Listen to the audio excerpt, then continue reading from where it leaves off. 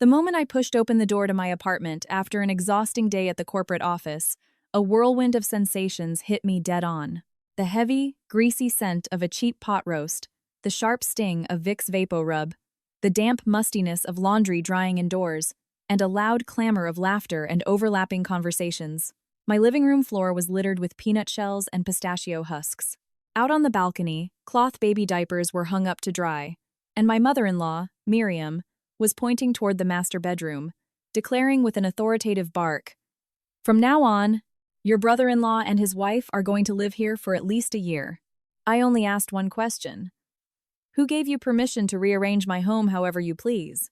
My husband, Declan, walked right up to me and, in front of his entire family, slapped me hard across the face before shouting, "Watch your mouth. Look at me." On the day of my wedding to Declan, my mother gripped my hands tightly outside the suburban country club where we were holding the reception. She didn't bawl her eyes out or try to talk me out of it like other mothers might. She just looked at me with swollen eyes and whispered, "Sloane, my sweet girl, there's nothing wrong with marrying a man from a humble background or living a little far from the city. The most terrifying thing is when the man standing next to you doesn't know how to love you." Back then, I was young. I still believed that love lived in promises whispered under dim lights.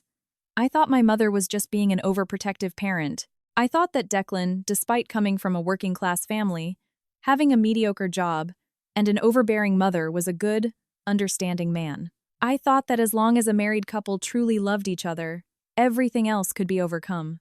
Now, every time I remember my mother's words, it all makes sense. Parents don't worry for nothing. They have lived half a lifetime.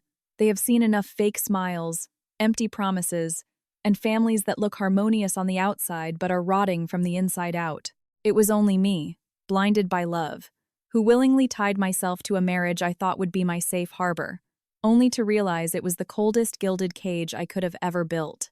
My name is Sloane Kensington.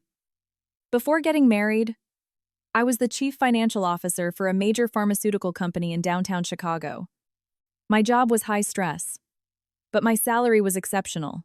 I had been fiercely independent since I was young, accustomed to the reality that every decision had to be clear, every document transparent, and every dollar accounted for. Perhaps that was why my parents trusted me so implicitly.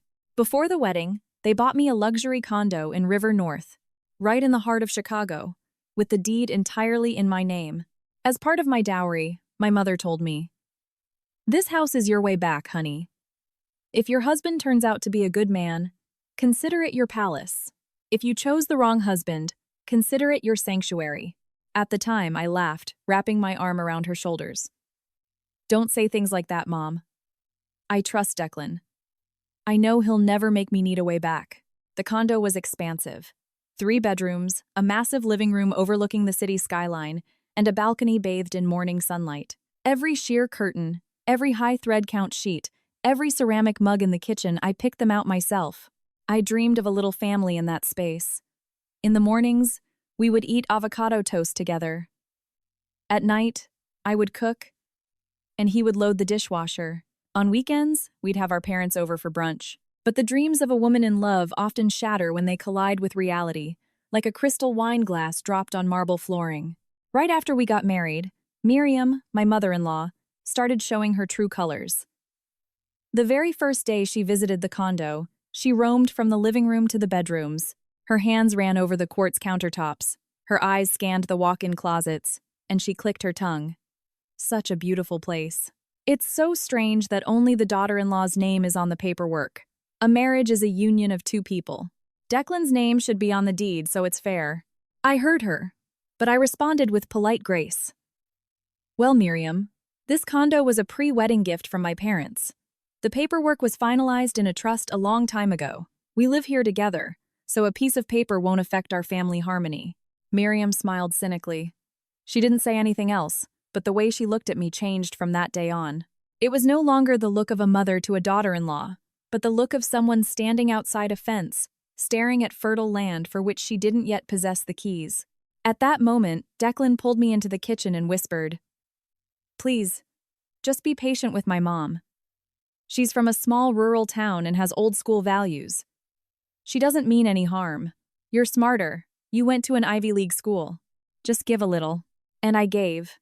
I compromised on the smallest things. Miriam criticized my cooking for being bland. I smiled and added more salt. She complained that I got home from the corporate office too late, that I didn't know how to take care of my husband. I started waking up at 5:00 a.m. to prep his breakfast.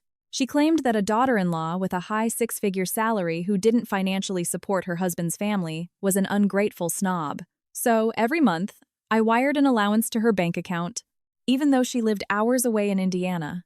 Then came the issue with Holden, Declan's younger brother. Holden was several years younger, married, but chronically unemployed. He called himself an entrepreneur to sound impressive, but the reality was that one day he was flipping vintage sneakers. The next he was trying to open a craft brewery with zero capital, and the next he was investing in crypto schemes. Every business lasted a few months before tanking, and every time he failed, the first person he called wasn't his brother, it was me. Sloan, I'm completely tapped out. Can you spot me a little cash? I'll pay you back the second I get liquid. At first, it was just a few $100s. Then it became thousands, eventually hitting 10 grand. I was reluctant to transfer the funds, but Declan would always sigh and rub his temples. He's my only brother, Sloan. He's going through a rough patch.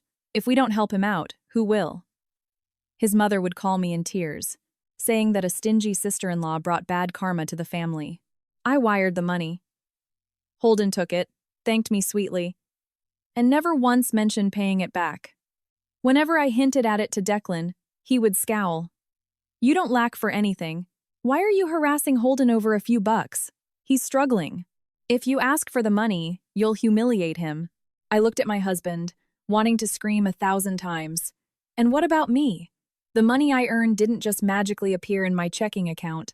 I left the house before dawn, came back after dark, worked overtime until my stomach tied itself into knots, and signed financial audits until my shoulders went numb. But in their eyes, my money was just a communal pot sitting there, waiting for his family to dip their hands into whenever they pleased. Yet, in the end, I always kept my mouth shut. I dreaded the arguments. I was terrified of disappointing my parents, of having people whisper that the newlywed was already acting like a greedy tyrant. I consoled myself by thinking, well, money can always be earned back. Keeping the family united is what matters. A woman's greatest suffering isn't when others deceive her. It's when she actively looks for excuses to justify the injustice she's enduring. Time passed, and my accommodating attitude didn't make my husband's family grateful. It only convinced them that I was a doormat. Miriam started visiting the Chicago condo more frequently. At first, she said it was for a weekend. Then it turned into a full week. She opened my stainless steel fridge whenever she pleased, rummaged through my walk-in closet, rearranged the expensive planters on my balcony, and moved the antique console table my parents had gifted me. One day, I came home to find her holding a designer handbag I had just bought, handing it over to Briar, Holden's pregnant wife, so she could admire it in the mirror. I froze in the bedroom doorway. That bag was a reward to myself after a grueling fiscal quarter. I hadn't even taken the tags off. Seeing me there, Briar looked a little embarrassed, but Miriam didn't miss a beat. Briar loves it. Come on, let her have it. You can afford another one. Are you really going to be petty over a purse? Women need to support each other and help the family. I took a breath. Miriam, I just bought that bag. I haven't even used it yet. Miriam's face hardened instantly. Exactly. Because you haven't used it, it's better. Let your sister-in-law break it in. You are so stingy with your own family. Or do you just look down on your husband's relatives and think we aren't worthy of your fancy things? Declan, who was in the living room scrolling through his phone, heard the commotion and walked in. I thought he would defend me. Instead, he glanced at the bag and sighed. Come on, babe, it's just a purse. You make insane money. If you like it, just order another one online. Don't piss my mom off over a piece of leather. Such a simple sentence, but it felt like a concrete slab crushing my chest. I handed the bag to Briar. She took it, chirping her thanks, her eyes unable to mask her victorious gleam. Meanwhile, I walked into the master bathroom, locked the door, and stood in front of the vanity mirror for a very long time. I asked myself why I felt like an unwanted guest in my own home. But then I washed my face, changed my clothes, and went out to prep dinner. I still foolishly believed that if I was kind, the storm would pass. But for greedy people, someone else's kindness isn't a gift. It's an unlocked door. Once they push it open a crack, they kick it down and claim the whole house. Everything completely shattered that night. I had just finished a brutal afternoon-long corporate meeting. The firm was prepping for an SEC compliance audit. I had to review every expenditure, every spreadsheet, every digital signature. My head was pounding, and my stomach acid was burning because I had only managed to choke down a black coffee since noon. On the Uber ride home, all I could think about was taking a scalding hot shower, eating a bland bowl of mashed potatoes, and crashing on my sofa. Just 30 minutes of peace. But when the elevator doors chimed open on my floor, I could already hear the raucous laughter echoing from my door. I stopped in the hallway, staring at a pair of muddy, unfamiliar sneakers kicked off haphazardly on my welcome mat. Next to them were several diaper bags, bulk boxes of baby formula, a massive suitcase, and a cheap red plastic basin that was still dripping wet. My stomach plummeted. I unlocked the door, and a wall of intense odors assaulted me. The smell of greasy meat, the stench of rubbing alcohol, sunflower seeds, and damp clothes drying on the radiators. My usually immaculate living room was littered with peanut shells. My cream-colored Persian rug, which I maintained meticulously, had several dark grease stains on it. Carelessly placed mugs left wet rings on my glass coffee table. A puddle of spilled iced tea had dried into a sticky mess.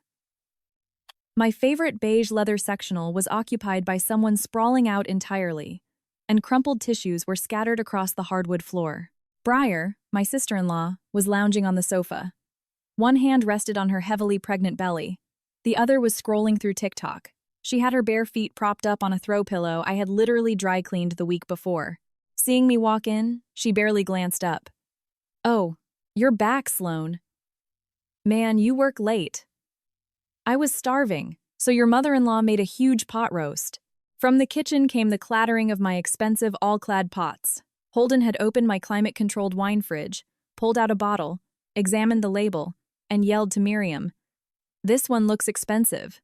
"Mom, I'm popping this open tonight to celebrate the baby coming." And Miriam was in the guest bedroom with a tape measure in her hand, barking orders as if her name was on the deed. "This bed is way too small. We need to toss it and buy a California king. The closet is tiny, too. Baby gear takes up a lot of space. And these curtains are terrible for a postpartum mother. Tomorrow, call a handyman to install blackout shades. And that home office clear out all of Sloane's paperwork and turn it into a changing room." I stood paralyzed in the center of the living room. My house, my office, my belongings. In the span of a single workday, it had all been gutted and reorganized to their liking, as if I had ceased to exist. I set my briefcase down, forcing my voice to remain steady. "Miriam, why did everyone come without giving me a heads up?" Miriam turned around and looked at me without a shred of guilt. "On the contrary," she scowled, as if my question was highly offensive. "A heads up? This is your house, which means it's also Declan's house. And I am his mother. I can visit whenever I damn well please." I took a deep breath. "Yes, Miriam. If you're visiting, I have no problem with that. But why did you bring all of Holden and Briar's things here? And my office, who gave you permission to open my filing cabinets?" Miriam threw the tape measure onto the bed and marched into the living room, raising her voice. "Who gave me permission?" "I gave myself permission. Briar is about to give birth. Their rental apartment is a dump. With all the rain we've had, it's full of mold. How is a newborn supposed to be healthy in there? This condo is huge, and the two of you don't even use the space. Starting today, Holden and his wife are moving in here for her postpartum recovery. The plan is a year, and when my grandson gets bigger, we'll figure out the rest." I heard every single word with crystal clarity. A year. Without asking me, without consulting me, once. As if this multi-million-dollar property was the Vance family's personal rec center, and I was just the janitor. I turned to Holden. He was still clutching my expensive Cabernet. "Besides, Sloan," he smirked, "this is your nephew, not a stranger. When he grows up, he'll call you Auntie. If you're this stingy, you'll curse yourself." Briar sat up, resting a hand dramatically on her belly. Her voice was soft, but the words were coated in poison. Honestly, I feel bad imposing. Sloan. But my OBGYN said I have a high-risk pregnancy. After delivery, I need a sterile, well-ventilated space. Our place is tiny. Your mother-in-law is terrified the mold will hurt her precious grandson. Plus, you're at the office all day anyway. Having such a big house sit empty is just a waste. I looked at Briar's swollen belly. I saw the triumphant smugness hiding behind her fake frailty, and then I looked back at Miriam. Miriam, if Briar needs a good place to recover, I can book her a luxury postpartum suite at a private maternity clinic in the suburbs. They have nurses, doctors, and catered nutritional meals. I will pay for the whole thing. 2 months, 3 months. It doesn't matter. It would be much more comfortable for Briar, and you wouldn't have to stress yourself. I said it calmly and politely. I thought it was the most generous, logical solution. But Miriam's face contorted into something demonic. She pointed a finger right between my eyes. Her voice shook with rage, or rather, because her entitlement had been challenged. Oh, so that's what this is. You're terrified your pristine house is going to get dirty if your husband's family lives in it. You've got a fat bank account, so you think you can just throw cash in my face and buy off your sister-in-law to kick us to the curb, right? A private clinic. Sounds real nice. You want all our relatives to know that the rich daughter-in-law looks down on her husband's poor, exhausted family? I closed my eyes for a fraction of a second. That's not it, Miriam. I am solely thinking about Briar's health and the baby. Miriam let out a harsh, sarcastic bark of a laugh. You care about her health, but you won't let her live in a spacious house. You care about the baby, but you're hoarding a spare bedroom. Let me tell you something, Sloan. When a woman gets married, her life belongs to her husband's family. Just because you make a lot of money doesn't mean you get to act like the queen of the castle. Holden slammed the wine bottle down on the quartz counter with a loud thud. That's a really ugly way to talk, Sloan. Declan is your husband, the oldest son of this family. Your house is his house. We came here to stay, not to rob the place. Why are you acting so unhinged? I looked Holden dead in the eyes. This condo is deeded exclusively in my name. My parents bought it for me before I got married. It's not that I refuse to help, but absolutely no one has the right to move into my home without my explicit consent. The moment the sentence left my lips, the air in the living room turned to ice. Miriam glared at me with sheer hatred. Briar clutched her stomach, her eyes brimming with sudden, theatrical tears. Saying that is basically kicking me out, isn't it? Briar sobbed. I know, we're broke. I don't have a fancy house, so you treat me like trash. Let's go, Holden. I'd rather give birth in a moldy apartment than be called a squatter here. She was weeping loudly, but from the corner of her eye, she kept glancing at the front door. She knew exactly who she was waiting for. And right on cue, the sound of a key turning in the deadbolt echoed through the foyer. Declan was home. He walked in, his dress shirt wrinkled, carrying his briefcase. His face was flushed, carrying the faint smell of happy-hour draft beer.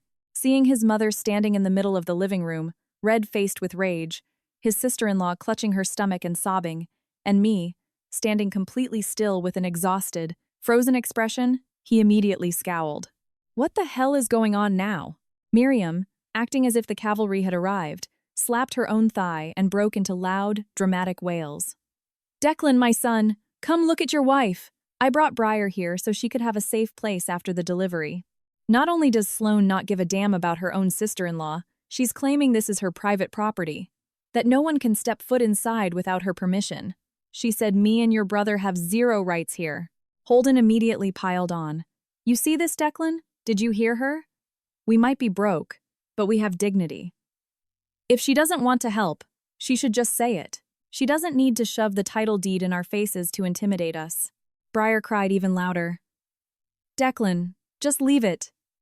Don't yell at Sloan. It's my fault for having such terrible luck. My baby isn't even born yet, and he's already a burden to his aunt.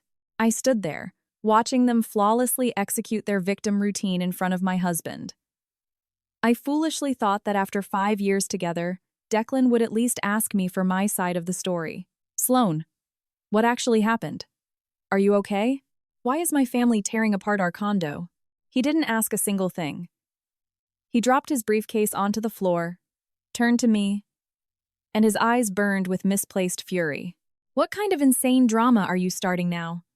My mom and brother just want to stay for a little while. Is it really necessary to act like a psychopath? I stared at him, a hard knot forming in my throat. Do you realize I just walked through the door from a 12-hour shift? Do you realize they gutted my office and packed my legal documents into cardboard boxes? Do you realize your mother arbitrarily decided Holden and his wife are moving in here for a year, without asking me a single word? Declan furrowed his brow. So what? It's a lot of drama over nothing. The condo is huge. 2 extra people aren't going to kill you. You're always like this. All you care about is your spreadsheets, your paperwork, your money. Family is the most important thing. I let out a very soft, hollow laugh. Family. Do you actually consider me family? Or am I just family when you need an ATM, a free hotel, or a punching bag? Declan's face darkened. What the hell is that supposed to mean? I stared him down, pronouncing every syllable with lethal precision. It means this condo is my sole, separate property under Illinois law. I have the ultimate authority to dictate who lives here and who doesn't. I am not refusing to help Briar, but I absolutely will not allow your entire bloodline to hijack my bedrooms, trash my belongings, and dictate my life as if I were a ghost. Smack. The sound was sharp, dry, and silenced the entire room. My left cheek exploded in fire. The force of it threw me off balance, my shoulder slamming into the edge of the drywall, and the metallic taste of copper flooded the corner of my mouth. My vision whited out for a split second. When I blinked the room back into focus, Declan was standing in front of me, his hand still hovering in the air. His eyes were bloodshot, fueled by anger, by a fragile male ego, and by the fact that my words had struck his deepest insecurity. He snarled, "Watch your mouth! How dare you speak to my mother like that? You think just because you have a fancy title, money, and a deed, you can treat people like dirt? I am your husband, and this is my house too." The living room fell into a graveyard silence. Miriam stopped her fake crying. Holden dropped his smug grin. Briar even forgot to cradle her stomach. They all stared at me, waiting for me to shatter, waiting for me to break down in hysterics, to beg for forgiveness, just like I had always done. I slowly brought my hand up to the corner of my mouth. I pulled it back, and my fingertip was stained crimson. Oddly enough, in that exact moment, the pain vanished. Declan's slap hadn't just landed on my flesh. It had shattered all the years I spent gaslighting myself. That strike woke up the naive woman who thought enduring disrespect was the secret to a lasting marriage. It violently ripped off the final veil covering the true face of the man I once called my safe harbor. I looked at Declan, then at Miriam, Holden, and Briar. Under the recessed LED lighting, every face was brutally clear to me now. Greed, smugness, fake piety, cowardice. Suddenly, I realized a profound truth. Marriages don't die because love runs out. They die the exact second a woman realizes she has poured her soul into a family, entirely devoid of a heart. I wiped the smear of blood from my lip and offered a faint, terrifyingly calm smile. All right. You're right. I've been too caught up climbing the corporate ladder. Maybe I forgot how a proper wife should behave. As for Holden and Briar staying here for the baby, I'll make the arrangements. Miriam looked completely dumbfounded. She probably didn't expect me to surrender so easily. But a split second later, a wave of arrogant triumph washed over her features. See, if you had just been reasonable from the start, there would be peace in this house. Tomorrow, clear out the master bedroom for Briar and empty your office. You can stick your work papers in a closet somewhere. Holden grinned from ear to ear. That's what I like to hear, Sloane. I knew you were a generous woman. Briar wiped away her non-existent tears, her voice dripping with artificial sweetness. Thank you, Sloane. If we step on your toes while we live together, just forgive us, okay? Declan looked down at me. His voice was still harsh, but laced with sick satisfaction. Glad you finally understand. I only hit you because I needed you to learn how to respect my mother and my family. Don't make me do it again. I lowered my head, hiding the absolute glacial void in my eyes. Yes, Declan, I understand. Not a single person in that room realized that my submission wasn't an admission of guilt. It was an execution order. I excused myself to the master bathroom, claiming I was exhausted. Before I left the room, Miriam made sure to add, "Remember, call a maid service first thing tomorrow. Briar is heavy into her third trimester. She can't be waiting around in filth." I didn't turn back. Every step I took down the hallway felt impossibly light. Deep inside my chest, a heavy iron vault door had just slammed shut, locking them out forever. I walked into the master bedroom, deadbolted the door, and stood in front of the full-length mirror. The woman looking back at me had a swollen, violently red left cheek, a split lip, and eyes that were damp but refusing to drop a single tear. I stared at her for a long time. I looked at her hair, which still smelled like downtown smog, her silk blouse, wrinkled from a ruthless 12-hour shift, her shoulders, which had carried burdens that never belonged to her in the first place. I whispered to the glass, "Sloan, that's enough. We're done." Out in the living room, my in-laws were already laughing again, loudly debating where to put the bassinet, which premium stroller brand I should buy them, and which cabinets to clear out for the breast pump. They thought I had broken. They believed a physical strike was the proper tool to domesticate me. They assumed that if they applied enough pressure, I would hand over my luxury condo, my bank accounts, and my life on a silver platter. What they didn't know is that when a woman's hope completely flatlines, she becomes horrifyingly calm. That night, as the apartment drowned in the sounds of their victorious celebrating, I walked over to my hidden wall safe. I pulled out a thick accordion folder containing the title deed to the condo, my prenuptial property declarations, bank statements, and an encrypted hard drive linked to the Nest security camera hidden in the living room bookshelf. I laid everything out on my mahogany desk. Every single sheet of paper rested perfectly under the glow of the desk lamp. Every piece of evidence, every routing number, every legal signature suddenly transformed into a weapon far sharper than any insult. I had absolutely no intention of arguing with them anymore. I wasn't going to fight over every square foot of real estate, every armchair, every plate of food. They wanted to stay in my condo? Fine. I would give them one final night to dream that this multi-million-dollar asset belonged to them. By tomorrow morning, that dream would violently mutate into a nightmare they would never, ever forget. I hadn't immediately locked the bedroom door. I stood quietly behind it for a moment, listening to the noise leaking through the crack. Miriam's booming, arrogant laughter, the pop of the cork as Holden opened another bottle of my wine, Briar's whiny voice demanding more pot roast, and Declan's voice telling his mother that sometimes women just need to be put in their place so they remember who the man of the house is. Every syllable slithered through the doorframe and pierced my eardrums like hypodermic needles. It was strange. If this had happened a year ago, I would have collapsed onto the hardwood floor, sobbing uncontrollably. Sobbing from the physical pain, the sheer humiliation, and the heartbreak that the man I loved had struck me without a second thought to impress his mommy. But tonight, I didn't shed a tear. Not because I was too strong to feel the agony, but because the pain had breached its absolute limit and crystallized into cold, lethal lucidity. I walked over to my vanity, opened a drawer, and grabbed a cotton pad. The mirror reflected the swelling, the broken skin. I dabbed the cut with rubbing alcohol. The sharp sting made my fingers flinch for a microsecond, but only a microsecond. Outside my door, they were dreaming of a free penthouse lifestyle. They thought I had lowered my head out of fear. They were dead wrong. A woman can love fiercely. She can be patient to the point of looking pathetic. But the millisecond that love is murdered, shedding even one more tear is an offensive waste of time. I returned to the desk. Inside the safe, there weren't piles of diamond jewelry like Miriam loved to fantasize about. It held organized legal files, my stock portfolios, the deed to the property, life insurance policies, my U.S. passport, medical records, and the security footage drive. I booted up my MacBook and plugged in the drive. The Ultra HD footage from the living room a few hours prior popped up instantly. Miriam ordering my furniture to be dragged around, Holden raiding the liquor cabinet, Briar lounging. Then, the footage of Declan storming in, screaming at me.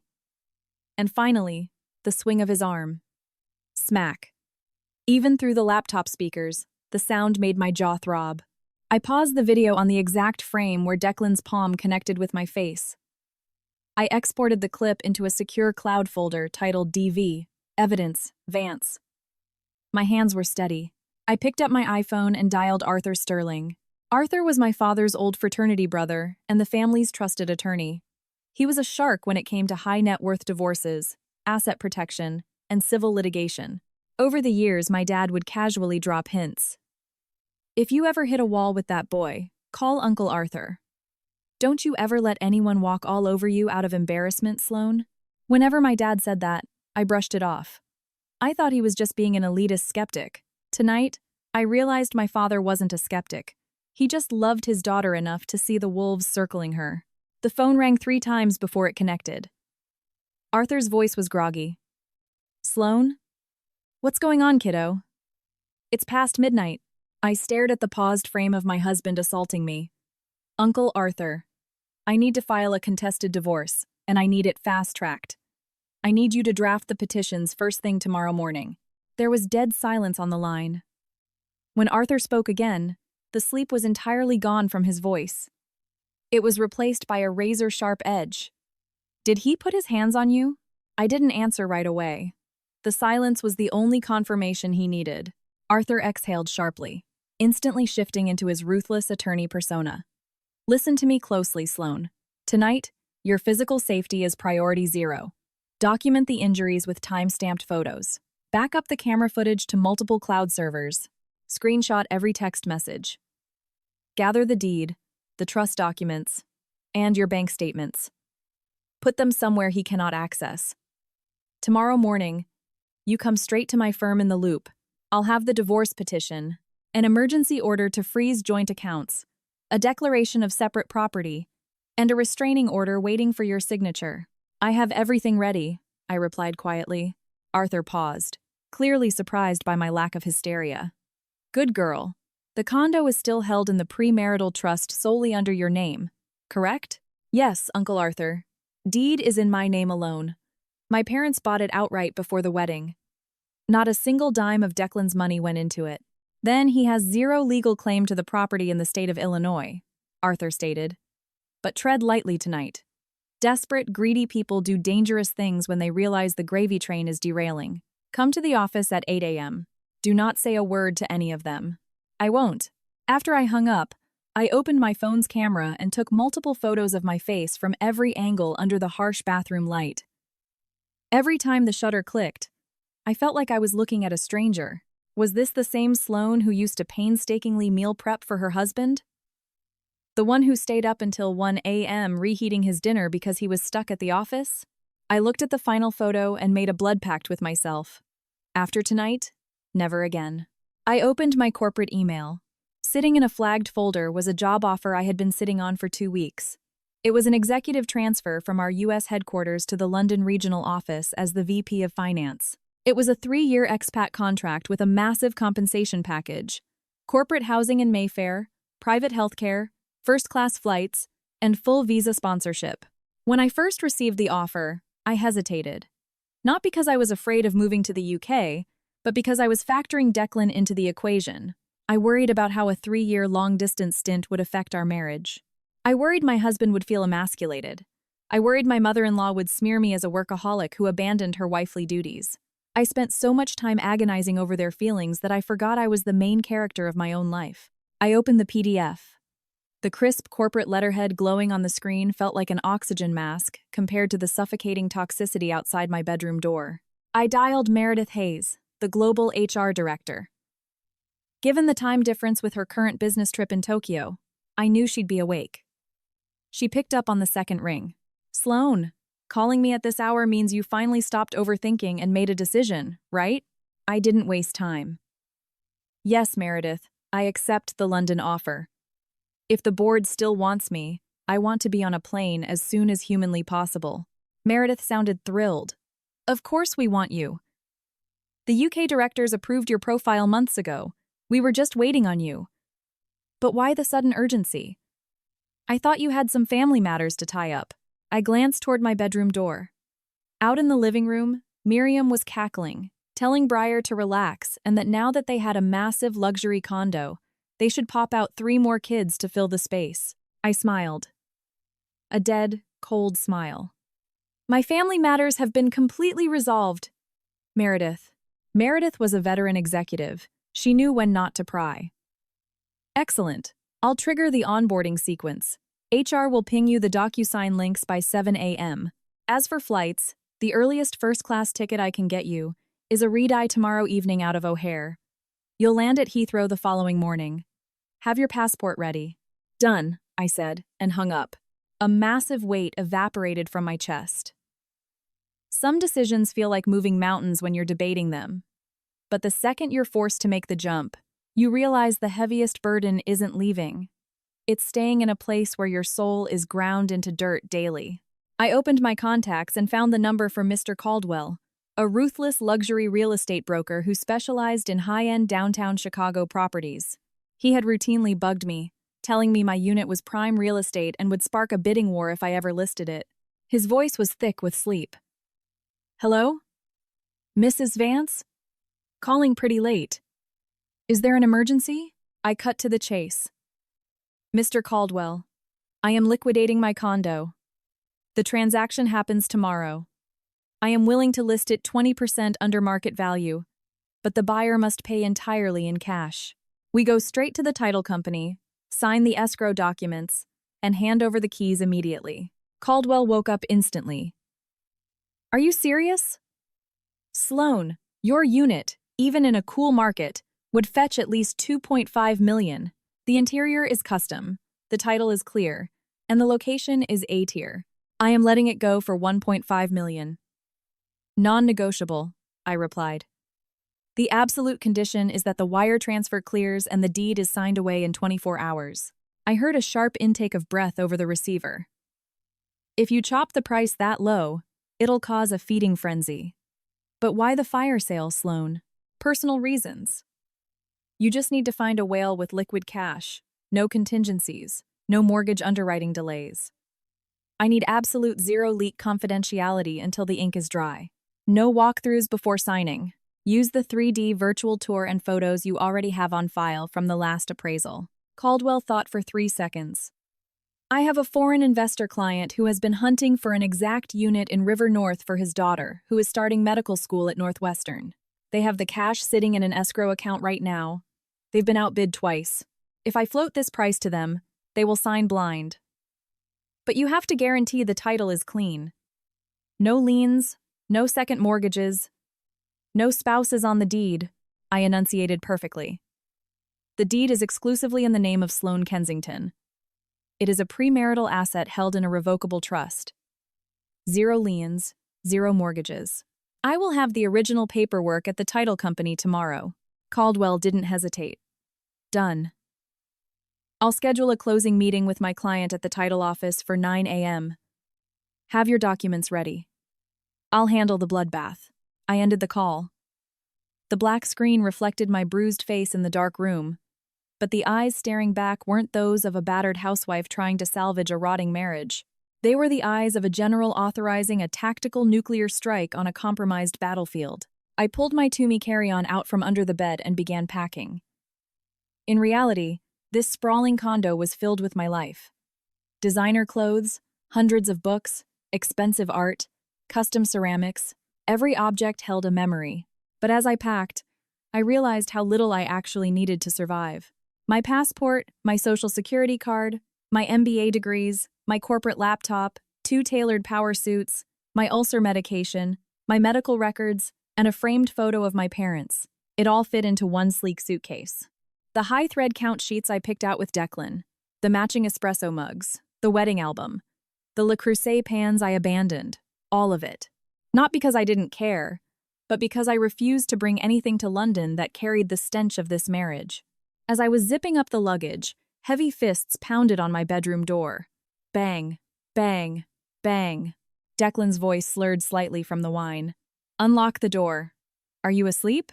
I shoved the suitcase into the back of my walk-in closet, smoothed out my clothes, and unlocked the door. Declan stood in the hallway, reeking of alcohol and greasy meat. He looked at my face. His eyes darted to the swelling and the bruising, which was already turning purple. He paused for a fraction of a second, and then looked away, entirely devoid of empathy. My mom says you need to hire the deep cleaners first thing in the morning. Briar is super pregnant. It's not good for her to wait around. Also, Holden wants to put a mini fridge in the guest room to store her organic milk and snacks. Order one on Amazon Prime right now so it gets here tomorrow. I looked at the man standing in front of me. Just hours after striking me across the face, his first words weren't, "Are you okay?" or "I'm so sorry." His first words were, "My mom says, clean the room. My mom says, buy a fridge. Keep serving my family." I nodded slowly. "Okay. I'll take care of it tomorrow." Perhaps my utter submission stroked his ego, because Declan looked highly satisfied. He swaggered into the room, tossed his wrinkled shirt onto a velvet chair, and flopped onto the mattress. "See? When you act rational, life is so much easier. Honestly, Sloane, I don't care how big of a boss you are at work. When you're in this house, you need to know your place. My mom isn't a stranger. Holden is my blood, and Briar is carrying the next Vance baby. Bending the knee a little bit doesn't kill you, does it?" I stood by the edge of the bed, watching him close his eyes as he delivered his pathetic, patriarchal sermon. I asked him in a voice as soft as a ghost, "Declan, if one day I didn't have this condo, or my corporate salary, or my title, would you still protect me?" He frowned, keeping his eyes shut. "Why do you ask weird psycho questions? Who says you're going to lose them? You're a grinder. Keep making that cash. Marriage is a partnership. Your money is our money. Stop asking stupid questions and let me sleep." I smiled a razor-thin smile. "Yeah, how stupid of me." Minutes later, his rhythmic snoring filled the room. I stood in the dark, staring at the face of the husband for whom I had once been willing to sacrifice my entire identity. He wasn't physically repulsive, but looking at him now, I felt nothing but profound disgust. Some people never change. It's just that one day, we decide to stop actively hallucinating, and we finally see the monsters they truly are. Around 2 a.m., I dragged a chair out onto the balcony. The Chicago night air was freezing, slicing right through my sweater. Below me, the city grid glowed, taxis blurring past, high-rises dotted with lit windows. Maybe someone in one of those apartments was sitting on the floor crying, just like I used to. I pulled out my phone and executed the final purge.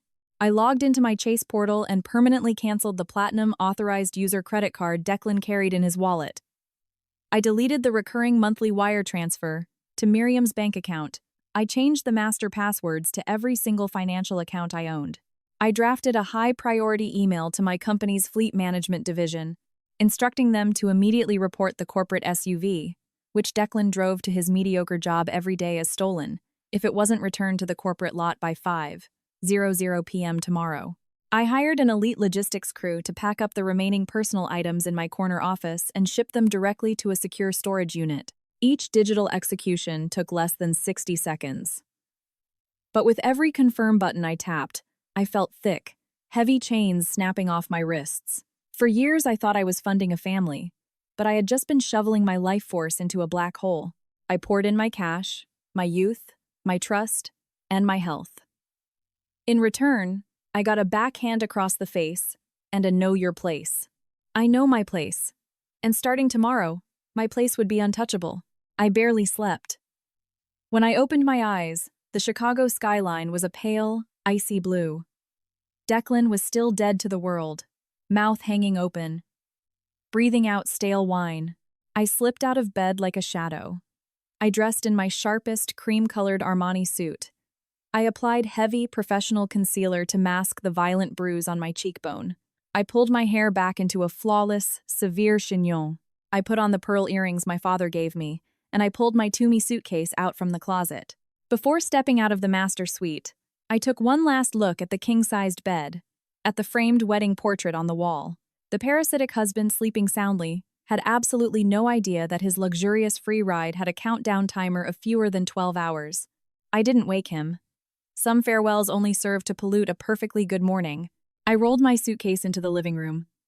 Miriam was already awake, sitting cross-legged on my sofa with a legal pad, scribbling furiously. Briar was lounging next to her, rubbing her belly and eating handfuls of my imported cashews.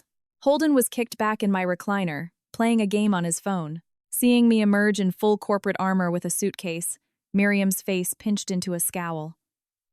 Where do you think you're going with that luggage? Don't tell me you're throwing a tantrum and running off to mommy and daddy.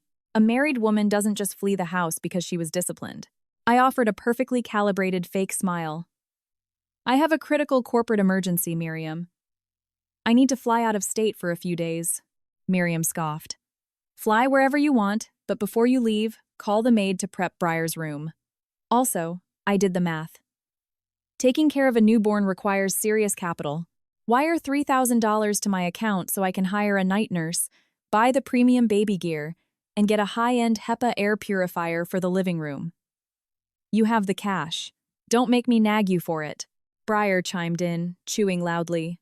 Yeah, Sloan. I'm not asking for much, but I'm popping this kid out soon. Buying nice things is an investment in your own nephew, right? Plus, I actually like the master bedroom better. The view of the skyline is gorgeous. You and Declan won't mind moving to the smaller guest room, will you? Holden didn't even look up from his phone, laughing. Come on, sis. If you're gonna play the rich, generous aunt, go all the way. The kid will thank you when he's older. I looked at the three leeches sitting in my multi-million-dollar condo, eating my food, demanding my paycheck, divvying up my bedrooms, and talking to me as if I should be on my knees, thanking them for the privilege. I wasn't even angry anymore. What is the point of being angry at a tick for sucking blood? You don't argue with it. You just burn it off your skin. I left my suitcase by the front door, unclasped my leather briefcase, and pulled out a stack of heavily redacted documents I had forged on my laptop the night before. I've thought it over carefully, I said, my voice smooth as silk. You guys are entirely right. Marriage is a joint venture. If this deed stays exclusively in my name, it's going to create an uncomfortable power dynamic for you all living here. People might gossip and say I'm using my wealth to bully my husband's family. Miriam's eyes lit up like slot machines. What exactly are you saying? I slid the papers across the glass coffee table toward her. I drafted the paperwork. If Declan agrees, we can go to the county clerk today and I will execute a quitclaim deed, transferring the title entirely into his name. As of today, he will be the sole owner of this property. He can decide who gets what room, what renovations to do. It will be 100% his. The living room went dead silent for 3 seconds. Then, Miriam snatched the papers off the table so fast she almost ripped them. Transfer it to Declan? For real? Holden jumped out of the recliner, his eyes wide.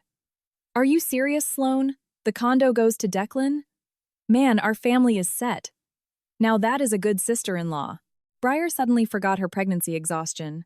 She sat up straight, her voice dripping with honey. I knew you loved your nephew, Sloan. Once I give birth, I'll totally help you. Swiffer the floors, I promise.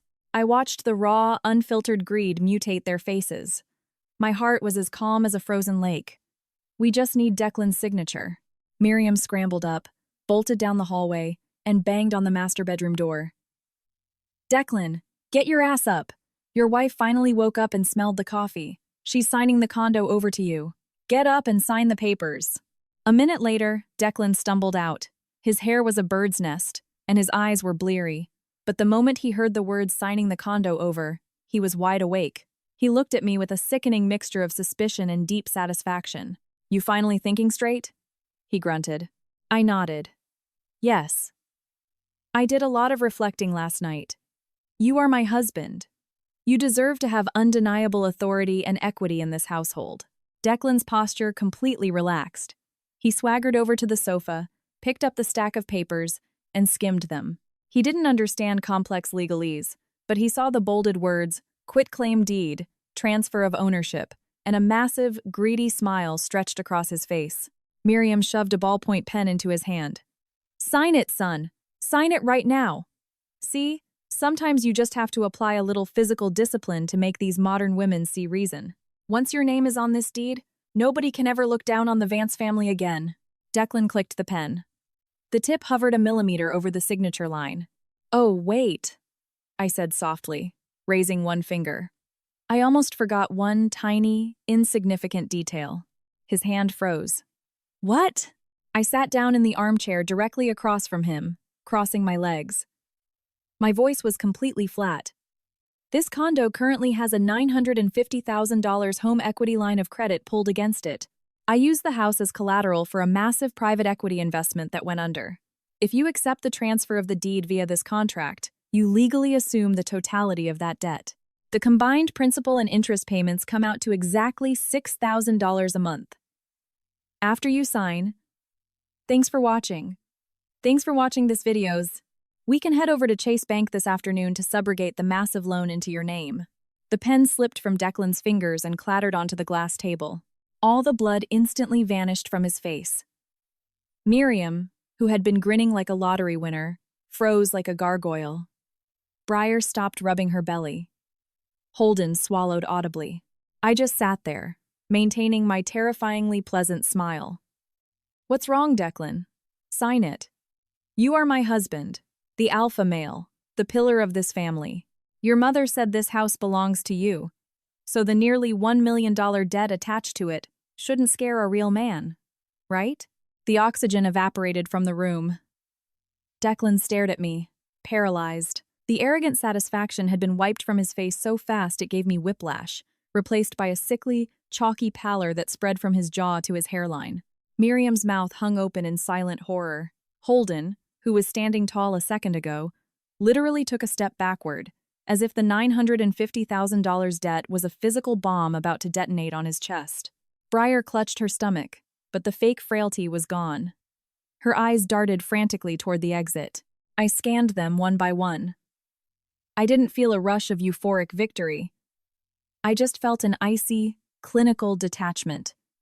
So this was the great Vance family loyalty. The absolute second the word debt was introduced, the unbreakable bonds of mother, son, brother, and wife instantly dissolved into dust.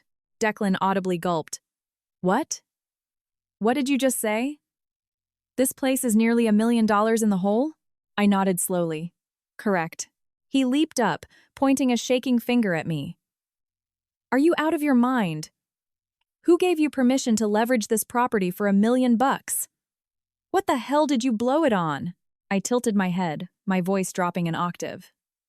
You literally just said this house was yours. If it's yours, why didn't you know about the loan? Or do you only want to claim the title when it's a free luxury penthouse, but wash your hands of it the second there's a liability? Declan's face flushed a violent crimson. Don't try to flip this on me, you psycho! You took out the loan, you pay the damn bank. I want absolutely nothing to do with it. Miriam, acting as if she had just woken up from a nightmare, snatched the papers off the table with trembling hands. She couldn't read the legal jargon, but hearing the numbers $6,000 a month had utterly shattered her reality. She threw the papers back down as if they were on fire. My God! You are an evil witch. You were trying to set a trap for my son. You drew up a fake transfer just to chain him to your massive debt. Why are you so demonic, Sloane? What did my family ever do to you to make you want to ruin my boy's life? I let out a soft, mocking laugh. You are fascinating, Miriam. 5 minutes ago, you were screaming that this condo belonged to Declan to preserve the Vance family's honor. You practically shoved the pen down his throat. Why is it that the moment money is owed, it's suddenly my exclusive problem? Miriam was temporarily speechless, but she quickly recovered and shrieked. Assets are shared in a marriage, but personal debts are your own cross to bear. Don't you dare try to drag my son down with you. I stared at her for a long time. I will engrave that sentence into my memory, Miriam. Holden frantically dragged his chair away from the table, letting out a nervous, high-pitched chuckle. Wow. Okay. Sloane, I think this is a highly personal issue between you and Declan. My wife is super pregnant. Just hearing about $1 million debt gives off horrible energy. I think we're going to hit pause on the whole moving in thing. We're going to head back to our place so Briar can de-stress. Briar instantly chimed in, her voice shaking. Yeah, Holden. My stomach is cramping up. Let's go home.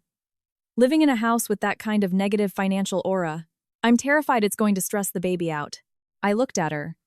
Just yesterday, you were whining about how this condo had premium air quality and was the only safe place for the fetus. Why is it suddenly a hazard? Briar refused to make eye contact, looking down at her slides. Miriam whipped around to scream at her younger son. Where the hell do you think you're going? The problem isn't solved and you're bailing? But Holden had lost all his smug swagger. He awkwardly grabbed his wife's designer diaper bag and muttered, "Mom, you stay here with Declan. I'm getting Briar an Uber. I am absolutely not getting involved in a $1 million corporate debt scheme. When you guys sort this disaster out, call me." Without another word, he practically dragged Briar out the door. The boxes of baby formula, the red plastic basin, and the suitcases they had hauled in with such arrogant triumph the night before were left abandoned in the foyer. A pathetic monument to a hostile takeover that crashed and burned before it even began. I didn't try to stop them. I just watched the front door click shut. Before leaving, Briar cast one final, agonizing look at the master bedroom. She was mourning the loss of her free luxury life, but her regret was useless. She was much more terrified of the debt collector than she was eager for the skyline view. With the door shut, it was just me, Declan, and Miriam left in the living room. The air was thick and suffocating. Miriam collapsed onto the sofa, clutching her chest, still muttering, $950,000, $6,000 a month. Lord Jesus, who can survive that kind of debt? I sat across from her and calmly collected my forged papers, tapping them neatly against the glass. Relax, Miriam. Declan didn't sign, so he doesn't owe a dime. Hearing that, Declan seemed to remember how to breathe, but a second later he glared at me with pure paranoia. What the hell is your actual endgame here? I aligned the edges of the paper exactly the way I aligned financial spreadsheets at work. I wanted to give you the golden opportunity to be the undisputed alpha of this household, but you were too much of a coward to take it. Declan slammed his fist on the table. Who would be stupid enough to accept a house drowning in $1 million loan? Do you think I'm mathematically illiterate? You know what my take-home pay is. How the hell am I supposed to cover a $6,000 monthly premium? I lifted my chin and locked eyes with him. Then, during the entire 5 years of our marriage, did you ever once stop to ask how I paid the $2,000 HOA fees? The electric bill? The groceries? The monthly allowance for your mother? The thousands you loaned to Holden? The payments on the corporate SUV you drive to work? The Christmas gifts for your endless relatives? How did I pay for all of it? Declan's jaw locked. He had no answer. I kept going. You never asked because you operated under the delusion that my money grew on trees. You thought that because I earned it, it was my divine duty to bleed myself dry for you. Because in your eyes, I wasn't your partner. I was an ATM that knew how to cook, how to clean, and how to shut my mouth and look down when your mother insulted me. Declan's face contorted. Sloane, do not cross the line. I laughed out loud. Cross the line? You literally strike me across the face in front of your mother, and me spitting a few facts back at you is crossing the line? Your mother invites squatters into my home, guts my office, and demands my bedrooms, and you call that family. I protect my own financial assets, and you call it disrespect. Your family's logic is truly one of a kind. Miriam jumped up, pointing a shaky finger at me. Don't you give me your corporate lectures. You took out a massive debt behind your husband's back. You are deceitful. You don't deserve to be a daughter-in-law in this family. I stared directly at her and spoke very slowly. Good. Because I am officially resigning from the position. Declan and Miriam both froze. I picked up the papers, grabbed my briefcase, and stood up. I have a flight to catch for a work emergency. You two think long and hard about what you want to do next. If you change your minds and want to accept the deed along with the crushing debt, text me, and I'll arrange a Zoom call with the bank. But if not, from this minute forward, I suggest you stop referring to this property as the Vance family estate. I grabbed the handle of my Toomey suitcase. Seeing it, Declan furrowed his brow, stepping into my path. Where exactly are you going? I told you, a corporate emergency, out of state, he sneered. What kind of business trip happens right now? The situation with the condo isn't resolved. Are you trying to flee the state to dodge your creditors? I looked at him, completely deadpan. Are you afraid I'm fleeing? Or are you afraid I'm going to stop paying for your life? Declan's mouth opened, but no sound came out. He growled, but he didn't dare raise his hand to me again.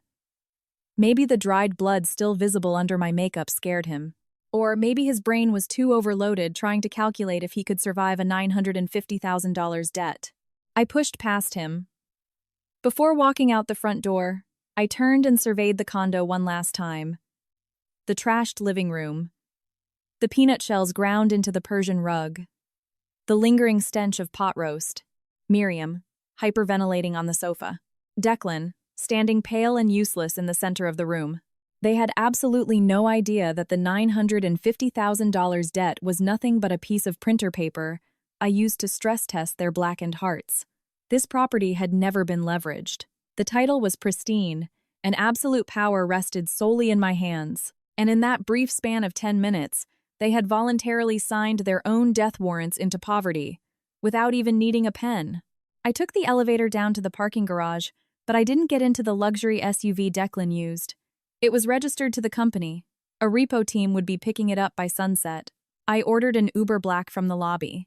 As the tinted Suburban merged onto the Chicago streets, my phone buzzed. A text from Caldwell, the broker. Buyer is locked in. $1. 5M cash in escrow. Closing set for 9 a.m. at the title company. They demand to see the original deed and verify your sole marital status regarding the asset.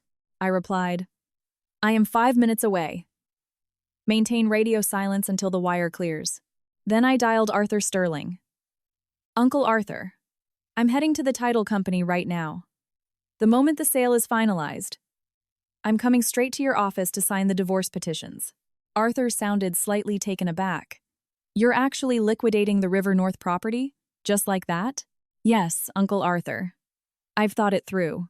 But Sloan, your parents bought you that place as your way back if things went south. I looked out the tinted window. The morning downtown rush hour was in full swing. People in trench coats rushing to the L train. Delivery trucks navigating intersections.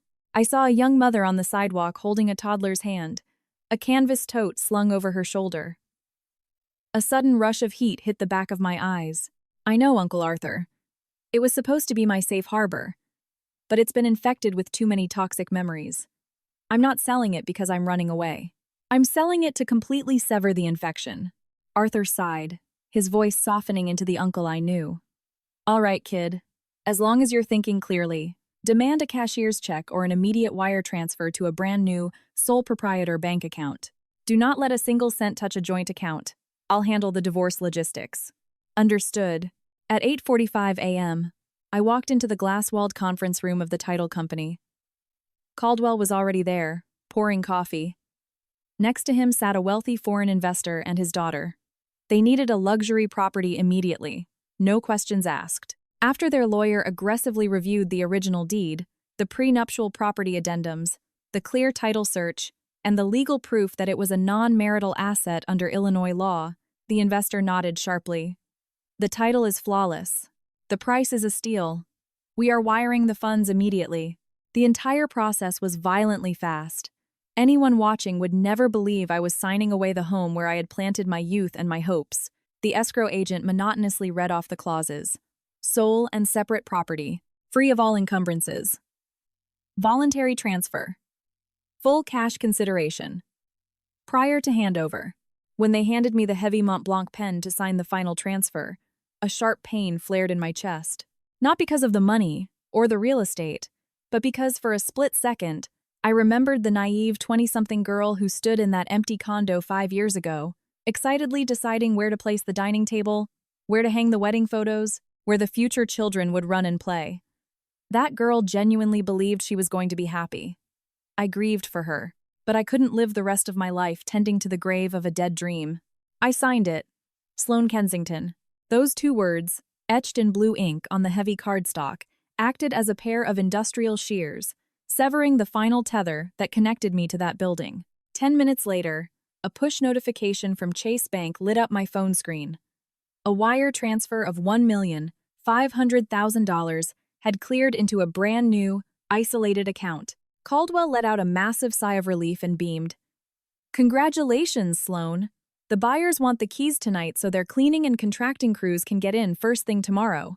Do you need an extension to get your things out? I shook my head. No. I have everything that matters. Whatever is left in that unit is the buyer's problem. I'll leave the master keys and the fob with the building concierge. You handle the physical handover. Caldwell gave me a highly analytical look, sensing the absolute chaos brewing behind the scenes, but he knew better than to ask. Understood. I'll take it from here. Leaving the title company, I walked 3 blocks to Arthur Sterling's law firm. The paperwork was already stacked on his mahogany desk. The contested divorce petition, the timeline of events, the exhibit list, the emergency ex parte motion to freeze his access to my accounts, and the petition for a domestic violence restraining order. I sat down and pulled the encrypted USB drive from my purse. Here is the 4K footage of the physical assault, Uncle Arthur. I also included the audio files of Miriam and Holden trying to forcefully occupy the unit.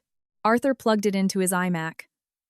Watching the high-definition footage of Declan winding up and striking me, Arthur's jaw clenched so hard a muscle ticked in his cheek. This kid is a dead man walking. I didn't reply. Arthur printed out the final signature pages and slid them toward me. Read the grounds for divorce. If you're absolutely certain, sign.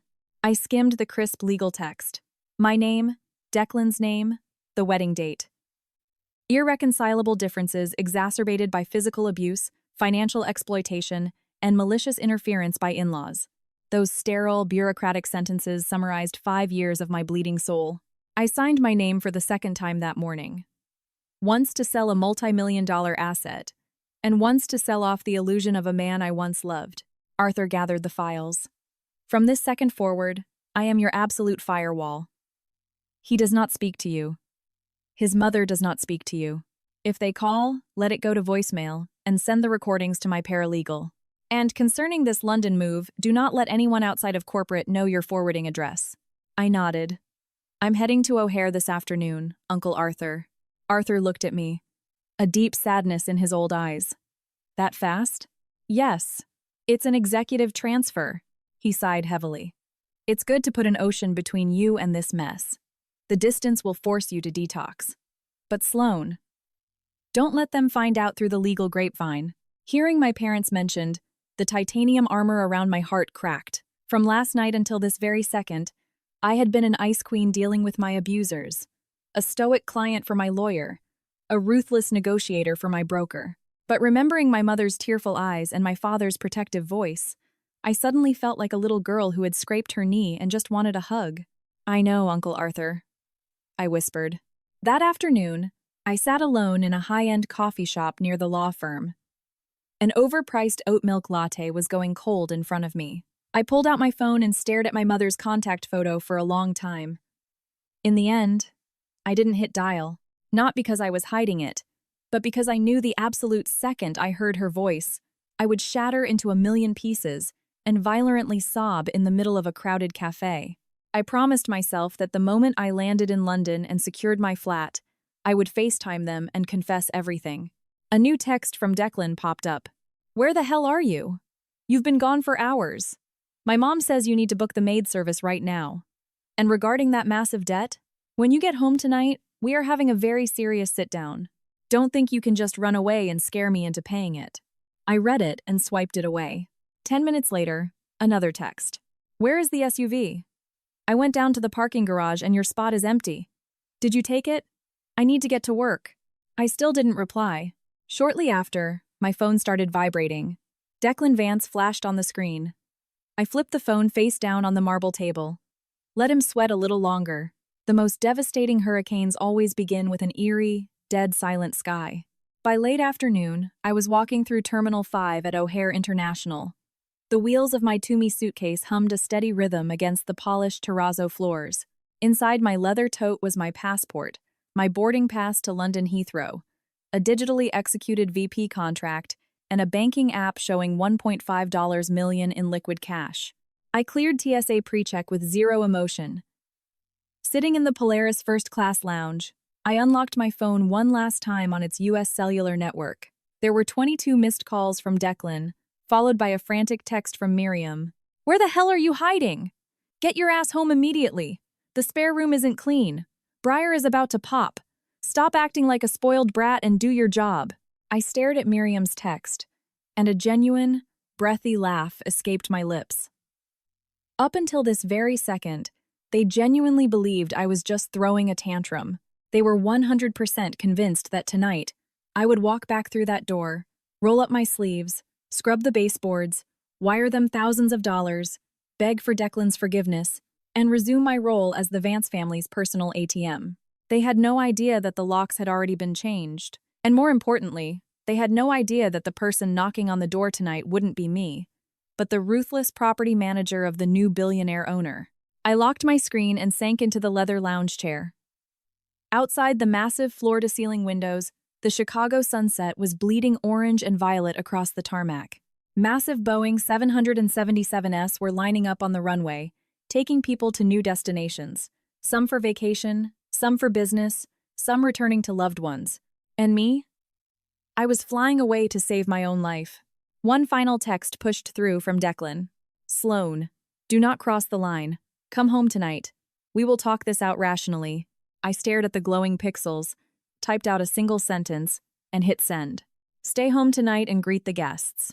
The second it said delivered, I popped the SIM tray open, pulled out my US SIM card, snapped it cleanly in half, and dropped the pieces into the lounge trash can. The boarding announcement for British Airways Flight 295 echoed through the lounge. I grabbed my bag, stood up, and walked straight toward the gate. Behind me lay the multi-million-dollar condo they foolishly treated as a spoil of war. Ahead of me was a foreign sky, cold but brilliantly clean. And somewhere deep in the city skyline, Declan, Miriam, Holden, and Breyer were still daydreaming about spending a luxurious, rent-free year in my penthouse. Let them dream for a few more hours. Because there are certain dreams that, the second the doorbell rings, violently mutate into inescapable nightmares. While I was scanning my boarding pass, back in the River North condo, Declan was pacing like a caged animal. He had dialed my number another dozen times, only to be met with the automated carrier message. The number you have dialed is currently unallocated or out of service. At first, he assumed I had just turned on airplane mode to punish him. But as the sun began to dip below the skyline, a cold knot of dread formed in his stomach. Miriam was sitting on my crate and barrel sofa, her legal pad filled with a highly expensive shopping list of things I supposedly needed to buy for Breyer's baby. She still hadn't abandoned her crusade to commandeer the apartment. To her, the $950,000 debt I had mentioned that morning was terrifying, yes, but after marinating in her own greed all day, she convinced herself it was a bluff. She clicked her tongue. I'm telling you, Declan, she was just blowing smoke. Her rich mommy and daddy bought her this place in cash. How the hell would she secretly take out $1 million equity loan without you noticing? I bet you anything she fabricated that story to test your dominance. Declan stood by the floor-to-ceiling windows, staring at the darkening city. If she made it up, then what? Miriam slapped the glass coffee table. Then it means she wanted to see if you had the spine to take ownership. Rich women pull these psychological tests all the time. You should have just signed the damn quitclaim deed this morning. We could have verified the debt later. Now she's taken the paperwork and vanished, and I am sick over it. Declan spun around, his stress boiling over. It's real easy for you to play armchair quarterback, Mom. What if the debt was real? Were you going to casually spot me $6,000 a month to keep the bank away? Miriam was temporarily stunned, but quickly pivoted back to insulting him. You are such a coward. What kind of man are you? You hear the word debt, and you wet your pants. Whatever. Tonight, when she walks through that door, you play nice. Butter her up. Sweet-talk her into showing you the actual bank statements. If there is no debt, you physically force her to sign that deed over to you tonight. A man needs his name on the real estate to command respect. Declan didn't respond. He pulled out his phone and stared at my final text message. Stay home tonight and greet the guests. The more he stared at it, the more his skin crawled. What guests? Corporate executives? The real estate broker? A bank auditor? He tried calling me again. Beep, beep, beep. Call failed. A violent shiver ripped down his spine. Outside, Chicago had fallen completely dark. The neon glow of the surrounding skyscrapers spilled into the living room, casting long, sickly shadows across the walls. The Persian rug was still covered in peanut shells. Breyer's abandoned diaper bag sat pathetic and ignored in the corner. The massive pot of congealed roast beef in the kitchen was now covered in a thick layer of white, solidified fat. Miriam stood up, pacing aggressively. This doesn't feel right. I need to call Holden and tell him to get back here. Briar's stuff is still here. We are not losing a $2 million penthouse just because Sloane wanted to play a prank. She dialed Holden. He picked up after 5 rings, sounding highly annoyed. What, Mom? Briar is exhausted. I just got her settled into our place. Miriam lowered her voice into a conspiratorial whisper. Pack your bags and get back here, right now. I figured it out. Sloane was bluffing. This place doesn't have a massive debt. She made the whole thing up to scare your brother away from the deed. Holden was silent for a heavy moment. Mom, are you insane? Sloane looked dead serious. And $1 million corporate debt isn't something you just make up as a joke. Miriam snarled into the receiver. You are such an idiot. If there was really a debt, she never would have offered to sign the house over. She was testing us. Get back here before she gets home so we can lock this down. Briar is about to give birth, and your apartment is a biohazard. Do you want my first grandson breathing in black mold? In the background, Briar's whiny voice echoed through the phone. Holden, tell your mother that unless Sloane shows me a certified zero-balance bank statement, I am not stepping foot in that cursed apartment. Bad credit is horrible energy for the baby. Miriam's face flushed purple. What did she say? The youngest daughter-in-law dares to give me ultimatums? Holden scrambled to do damage control. No, Mom, it's not that. Briar is just hormonal and panicking. Look, I'll come by tomorrow to grab the rest of our bags. Let Declan and Sloane fight it out tonight. If the house is clear, we'll move back in. I gotta go. He hung up. Miriam screamed a stream of profanities at the dead phone. Declan, watching his family devour itself, felt incredibly nauseous. He walked to the fridge, ripped open a cheap beer, and chugged it. The cold liquid hit his stomach, but it did absolutely nothing to extinguish the raging anxiety in his chest. At exactly that moment, the doorbell chimed. Ding-dong. A perfectly normal, polite sound. But in the dead-silent condo, it made Declan flinch like a gunshot. Miriam whipped her head toward the door. It's gotta be Sloane. Coming home and ringing her own doorbell to be dramatic. What a psycho. Declan slammed the beer can on the counter, adjusted his collar, and forcefully arranged his features into a mask of patriarchal dominance. I got it. I am laying down the law tonight. He marched to the foyer, already rehearsing his aggressive monologue. He was going to lecture me on mutual respect, on how a woman's salary doesn't make her the boss, and how financial secrets destroy marriages. He ripped the door open. But it wasn't me standing in the hallway. Standing in front of Declan was a sharply dressed, middle-aged man in a tailored suit, holding a thick leather portfolio. Flanking him were 2 massive security guards from the building's concierge desk, and behind them stood a crew of 4 burly men wearing uniforms for a premium commercial moving company. Declan's brow furrowed in severe confusion. Who the hell are you? The man in the suit looked at him with the cold, dead eyes of a corporate assassin. Good evening. I am the legal representative for the new proprietary owner of this unit. As of 3 p.m. this afternoon, Miss Sloane Kensington executed a cash sale transfer of this real estate. Per the escrow agreement, physical possession takes place immediately tonight. We are here to secure the premises. Declan's brain short-circuited. He literally couldn't process the English language. What? What did you just say? The representative flipped open his portfolio. Here is the notarized, stamped warranty deed of sale.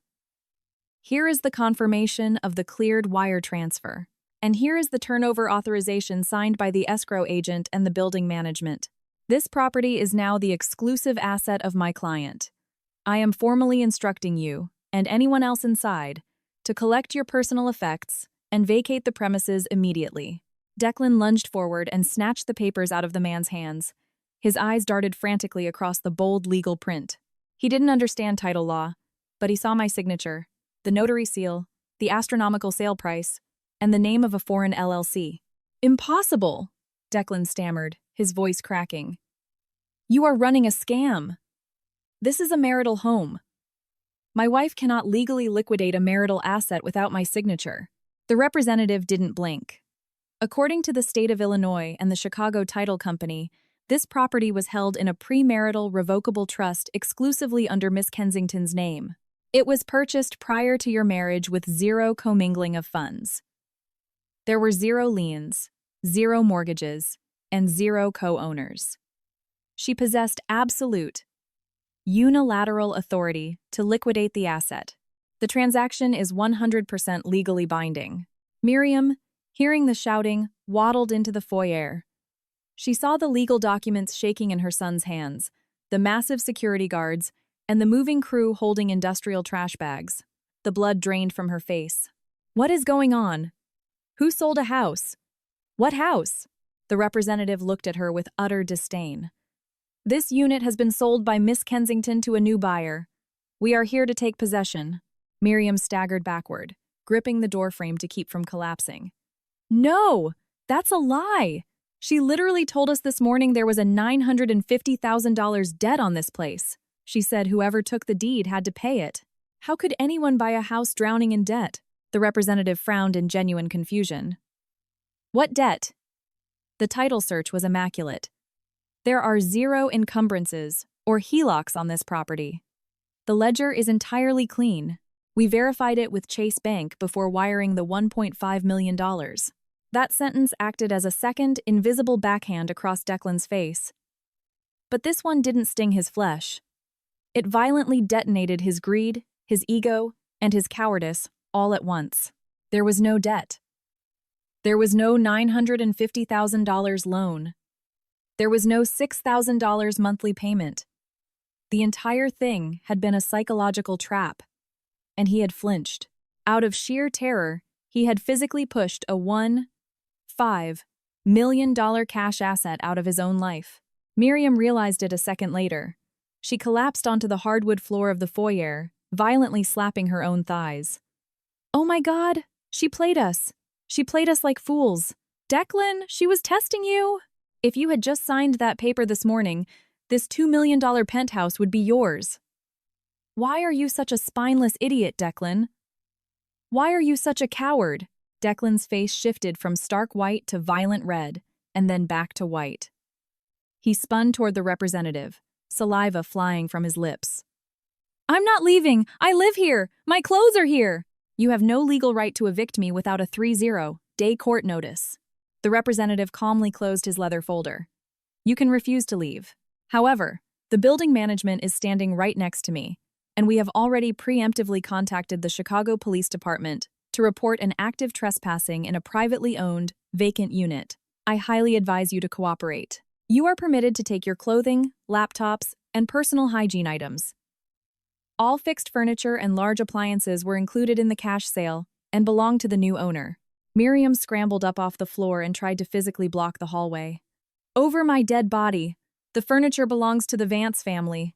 The massive TV, the leather sectional, the washer and dryer, it's all ours. The representative sighed, signaling the movers to step forward. Per the turnover contract, any assets not removed by the previous owner have been forfeited. If you wish to dispute the division of marital property, I suggest you contact Miss Kensington's attorney, Arthur Sterling. Here is his card. The name Arthur Sterling hit Declan like a taser. He remembered the security camera in the living room. The slap. The audio of him screaming. A wave of pure ice washed over his internal organs.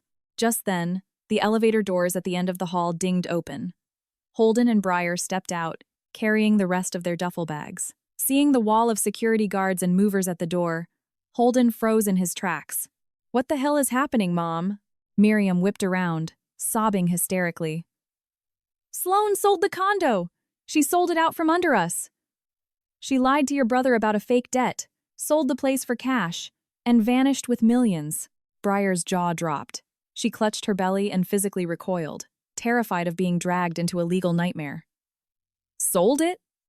But what about my baby stuff? My organic formula is in the kitchen. Holden glared at his older brother, his voice cracking with panic and betrayal. Declan! What the actual hell? How did you let Sloane sell the apartment behind your back? Declan, completely pushed past his psychological breaking point, exploded. How did I let it happen? Do you think I signed off on this? This is all your fault. You two begging to move in here, Mom screaming and demanding bedrooms. You pushed her over the edge and she went scorched earth. Holden immediately threw his hands up in defense. Whoa, bro. Do not pin this on me. You were the one bragging about how big your house was. Mom told us to come. You're the man of the house, and you couldn't even control your own wife. Now you're blaming us? Miriam shrieked at the top of her lungs. Shut up, both of you. Start grabbing our stuff. Call Sloan. Tell her to reverse the wire transfer. Declan, functioning on pure adrenaline, ripped out his phone and dialed my number again. Beep, beep, beep. He tried iMessage. Not delivered. He tried WhatsApp. Blocked. I had evaporated from his existence, in a way he lacked the mental capacity to comprehend. Meanwhile, the professional moving crew had seamlessly bypassed Miriam and begun bagging up Declan's clothes under the watchful eye of building security. They weren't violent, but they were incredibly fast and entirely indifferent to the Vance family's screaming. They threw Declan's suits into cardboard boxes. They kicked Briar's diaper bags out into the hallway. Anything that didn't have a clear owner was aggressively photographed by the representative and logged. Miriam chased a mover down the hall, screeching, That throw blanket is mine! That Le Creuset pot is mine! Lord Jesus, my family was so perfect! Why is this happening to us? The building manager finally stepped in, his voice echoing loudly. Ma'am, sir, I need you to lower your voices immediately. If you continue to disturb the residents on this floor, I will have you physically restrained by CPD. Hearing the threat of police, Miriam instantly snapped her mouth shut. She didn't care about humiliating herself in front of me, but she was mortified of being seen as poor trash in front of the ultra-wealthy neighbors. Doors down the hallway were already cracking open. Wealthy tech bros and doctors peeked out, their eyes piercing Miriam's bloated ego. Just 24 hours ago, she was pacing my living room, ordering me around like a feudal lord, fantasizing about hosting Thanksgiving here to make her country town friends jealous. Tonight, she was clutching a plastic garbage bag full of cheap clothes in a public hallway, being evicted like a squatter. Declan couldn't take the humiliation. He aggressively shoved the representative's shoulder. I'm suing you. I'm suing the buyer. I am her husband. I have equity in that real estate. You think you can just flash a checkbook and throw a family onto the street? The representative brushed off his shoulder and stared at Declan with lethal pity. You are more than welcome to retain counsel and file a civil suit. But as of this exact second, this property is legally owned by my client. Your name is absent from the deed. You possess no lease agreement. You hold no legal residency status. Under the eyes of the law, you are a hostile trespasser. Leave. Every word was a nail in the coffin. Declan was rendered entirely mute. For 5 years, he had pumped out his chest, bragging to his buddies that he owned a multi-million-dollar penthouse. But when the blinding light of the law was applied, his status as a homeowner was thinner than a wet paper towel. An hour later, the brutal execution was over. The heavy front door was slammed shut. The smart lock code was instantly wiped and reset. The representative texted the new billionaire owner that the unit was secure, and he left with the security guards. In the long, carpeted hallway, only 4 people remained, surrounded by a pathetic mountain of trash bags, cardboard boxes, and cheap suitcases. Declan stood in the center of the debris. His phone gripped so tightly in his hand the screen was cracking, his eyes bloodshot and unblinking. Miriam sat slumped against the wall, her hair a chaotic mess, violently sobbing and whispering curses at my name. Holden stood with his arms crossed, glaring at the floor. Now what, Holden? I am 36 weeks pregnant and sitting in a hallway. You promised me a luxury nursery. Where is it? We're homeless, Holden snapped. Why are you screaming at me? Scream at Declan. He's the idiot who couldn't keep his wife in line. Declan whipped his head around and roared, Shut your mouth. If you hadn't demanded to leech off my house, she never would have sold it. Holden let out a dark, mocking laugh. Your house? Talk is cheap, bro. Who slapped Sloan across the face yesterday? Who screamed at her in front of everyone? It wasn't me, tough guy. The words hit Declan like a semi-truck. He froze, the air leaving his lungs. It was true. He had slapped me. He had driven me out the door. He was the one who believed he had the divine right to domestically abuse his wife into submission. He was the architect of his own destruction. But cowards are allergic to accountability. They require a scapegoat to survive. His mother, his brother, the economy, and ultimately me. Miriam suddenly lunged forward and grabbed Holden's jacket. Holden, call an Uber. Take me and your brother back to your apartment for a few days. We have nowhere else to go. Holden's face morphed into sheer panic. Mom, our apartment is 500 square feet. Briar is heavily pregnant. The place is packed to the ceiling with baby boxes. If you and Declan come, where the hell are you going to sleep? The bathtub? Miriam looked at her youngest son as if he had just stabbed her. What are you saying? I am the mother who birthed you. I am on the street, and you're telling me you don't have room? Briar instantly jumped in, her voice shrill with anxiety. Miriam, please, you have to be reasonable. My blood pressure is spiking. The doctor said no stress. We live in a studio. You and Declan need to go book a Motel 6 near the interstate tonight and figure it out tomorrow. Miriam clutched her chest, gasping for air. My God. My own flesh and blood is abandoning me in a hallway. Declan let out a dry, hacking laugh. It was the most pathetic sound imaginable. You see this, Mom? Our family loves to preach about how blood is thicker than water. But the absolute millisecond the money runs out, everyone scatters like rats. Miriam spun around and punched Declan in the shoulder. And what about you? If you weren't such a moron, if you hadn't hit your wife, if you hadn't wet yourself over a fake loan, we would be sitting in a multi-million-dollar penthouse right now. Declan didn't fight back.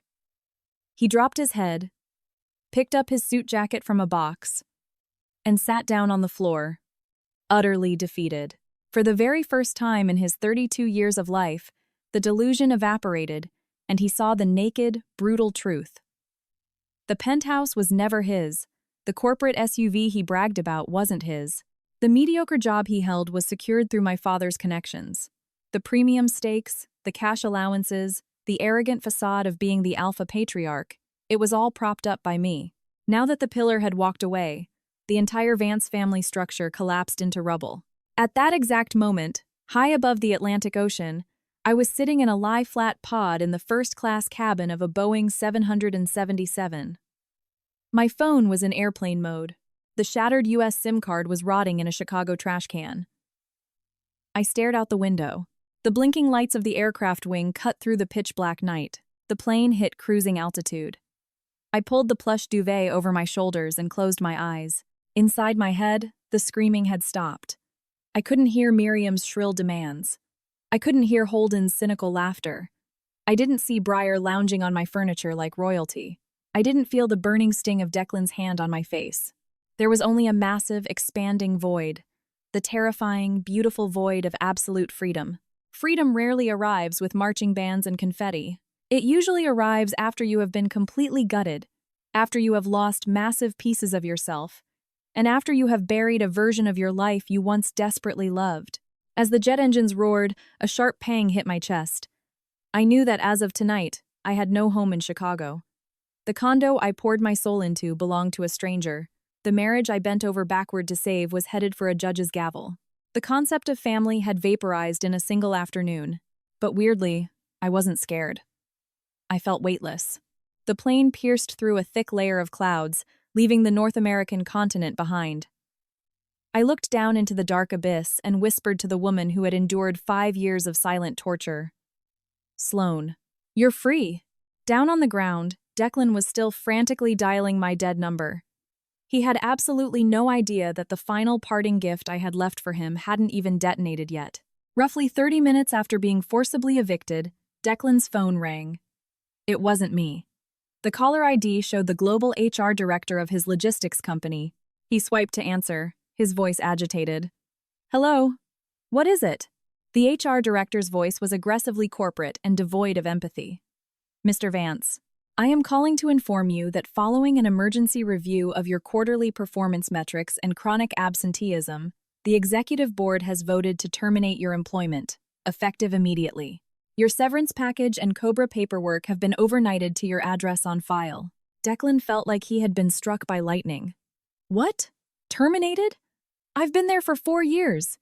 You can't just fire me at 9 p.m. on a Tuesday. Illinois is an at-will employment state, Mr. Vance, the director replied coldly.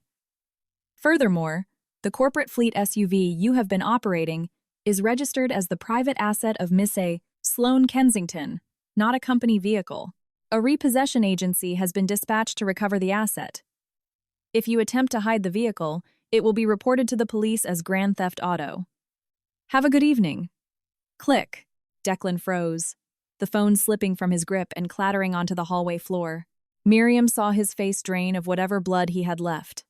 A wave of nauseating dread hit her. What happened, Declan? Declan stared at the wall. I'm fired. Miriam's mouth opened in a silent scream. Holden, standing a few feet away, went rigid. Briar stopped sobbing. The entire hallway plunged into a suffocating, terrifying silence. No house, no car, no job, no wife. Everything Declan used to prop himself up as a respectable, successful man had been systematically dismantled and incinerated in a span of 6 hours. Miriam, trembling violently, slid down the wall until she hit the floor. Lord Jesus, where are we supposed to go? Declan buried his face in his hands, his fingers digging into his scalp. His voice was a broken rasp. I don't know. I don't know. 3 simple words, but they were enough to finally break Miriam's spirit. She realized she no longer had a wealthy, powerful eldest son to brag about. Sitting in front of her was a 30-something unemployed, homeless man who had just been aggressively ejected from society by the exact woman he thought he could beat into submission. A freezing draft blew down the high-rise hallway.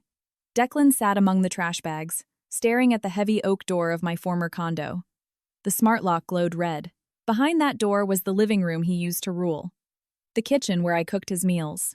The bedroom where he slept like a baby after striking his wife across the face, never once caring if I was in pain. Now, he was locked out. Not because I was a cruel monster, but because he had literally shoved me out the window, forcing me to learn how to fly. The elevator chimed again. A group of wealthy residents stepped out, saw the pathetic scene, and slowed their pace, whispering to each other. Miriam aggressively hid her face in her jacket. Holden grabbed Briar's arm and physically turned her away. Declan just sat there, paralyzed. His eyes were bloodshot, his hands balled into fists so tight his knuckles were white. He wanted to scream. He wanted to punch a hole in the drywall. He wanted to drag me back by my hair and force me to fix his life. But I was currently 30,000 feet in the air, and for the first time in 5 years, he had to face the freezing concrete floor all by himself. That night, Declan and Miriam ended up in a $60 a night motel off Interstate 90. Holden only drove them to the parking lot, dumped their bags on the asphalt, and sped off, claiming Briar was having contractions. Miriam watched the taillights of her youngest son's car disappear into the dark. Tears of bitter hatred streamed down her face. She always believed that raising boys was the ultimate insurance policy for a luxurious old age. She forgot that when you raise a son to be a selfish parasite, he grows into an adult who will happily feed off his own mother. Inside the dingy motel room, smelling of stale cigarette smoke and bleach, Miriam sat on the edge of a sagging mattress, clutching a plastic bag of clothes and weeping uncontrollably. Declan sat on the other bed. He opened his phone, scrolling back years into his camera roll until he found a photo from our wedding day. In the picture, I was wearing a Vera Wang gown, smiling so radiantly it physically hurt his chest to look at it. That woman had desperately wanted to build an empire with him, but he didn't know how to protect her. He let his mother treat her like a maid. He let his brother extort her. He let his sister-in-law humiliate her. And in the final act, he used his own hand to shatter the last remaining bridge between them. Declan touched the glowing screen and whispered into the dark, "Sloan, where are you?" No one answered, just the violent rattle of the cheap AC unit in the window. Thousands of miles away, the Boeing 777 began its descent. When the plane touched down at London Heathrow, the sky outside was thick with morning fog. I rolled my Toomey bag through customs, following the sea of international travelers. The glowing signage in English and a dozen other languages made me feel completely detached from reality. After a sleepless red-eye, my body was running on fumes, but my brain was operating at maximum voltage. I no longer heard Miriam's shrieking, Holden's pathetic begging, or Briar's whining. I no longer felt the phantom sting of Declan's hand. Ahead of me was a sprawling, ancient city, a heavy gray sky, and a brand new life I was going to build brick by brick, entirely for myself. A corporate liaison was waiting for me at arrivals, a sharp American woman who had been stationed in the UK for years. She held a digital tablet with my name. Miss Kensington? I'm Meredith's associate, Chloe. I'll be getting you settled into Mayfair today. The corporate townhome is fully prepped. The driver is out front. Would you like to stop for an English breakfast before we head in? I was about to politely decline, but my stomach let out a violent growl. Aside from plain food and anxiety, I hadn't had a real meal in 2 days. I nodded. Yes. That sounds wonderful. Thank you. Chloe glanced at my face. The heavy concealer was wearing off, and the purple edge of the bruise was peeking through. She didn't ask a single question. She just took my suitcase and led me to the waiting black Mercedes. On the drive from Heathrow into central London, the historic architecture blurred past through the mist. The streets were pristine, the traffic orderly. It felt like another planet compared to the chaotic war zone I had just fled. I rested my head against the cool glass window, and suddenly, without warning, hot tears began streaming down my face. I wasn't crying because I missed Declan. I wasn't mourning the River North condo. I was crying for me. I was crying for the woman who spent 5 years contorting herself into a pretzel to be the perfect wife, the perfect daughter-in-law, the perfect bank account. I cried for the woman who swallowed her pride to wire money to a deadbeat brother-in-law, who forced a smile when her mother-in-law insulted her cooking, who stayed up until 2:00 a.m. waiting for a husband who was out drinking, and who quietly popped ulcer medication in the bathroom because nobody in that house cared if she was in agony. I realized that while I was inside that marriage, I literally didn't have the luxury to cry. Crying was considered starting drama. Even if I broke down, no one was going to hand me a tissue. It was only now, safely an ocean away, that my body finally allowed itself to mourn the abuse. Chloe saw me crying in the rearview mirror. She didn't offer fake platitudes. She just quietly reached into the center console and handed me a box of premium tissues. I took one and whispered, "Thank you." The corporate flat in Mayfair was stunning.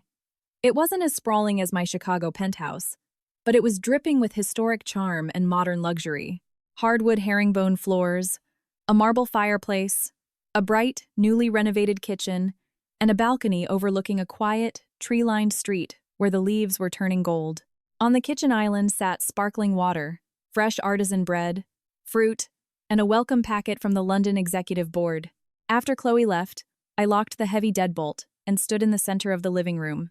There was no smell of greasy meat, no peanut shells, no voices barking demands, no one ripping through my closets, no one telling me to hand over my bedroom, empty my bank account, or know my place. The profound silence was deafening. I hauled my suitcase into the master suite, hung up my blazers, and immediately stepped into the rainfall shower. The scalding water hit my skin, making the bruise on my cheek throb.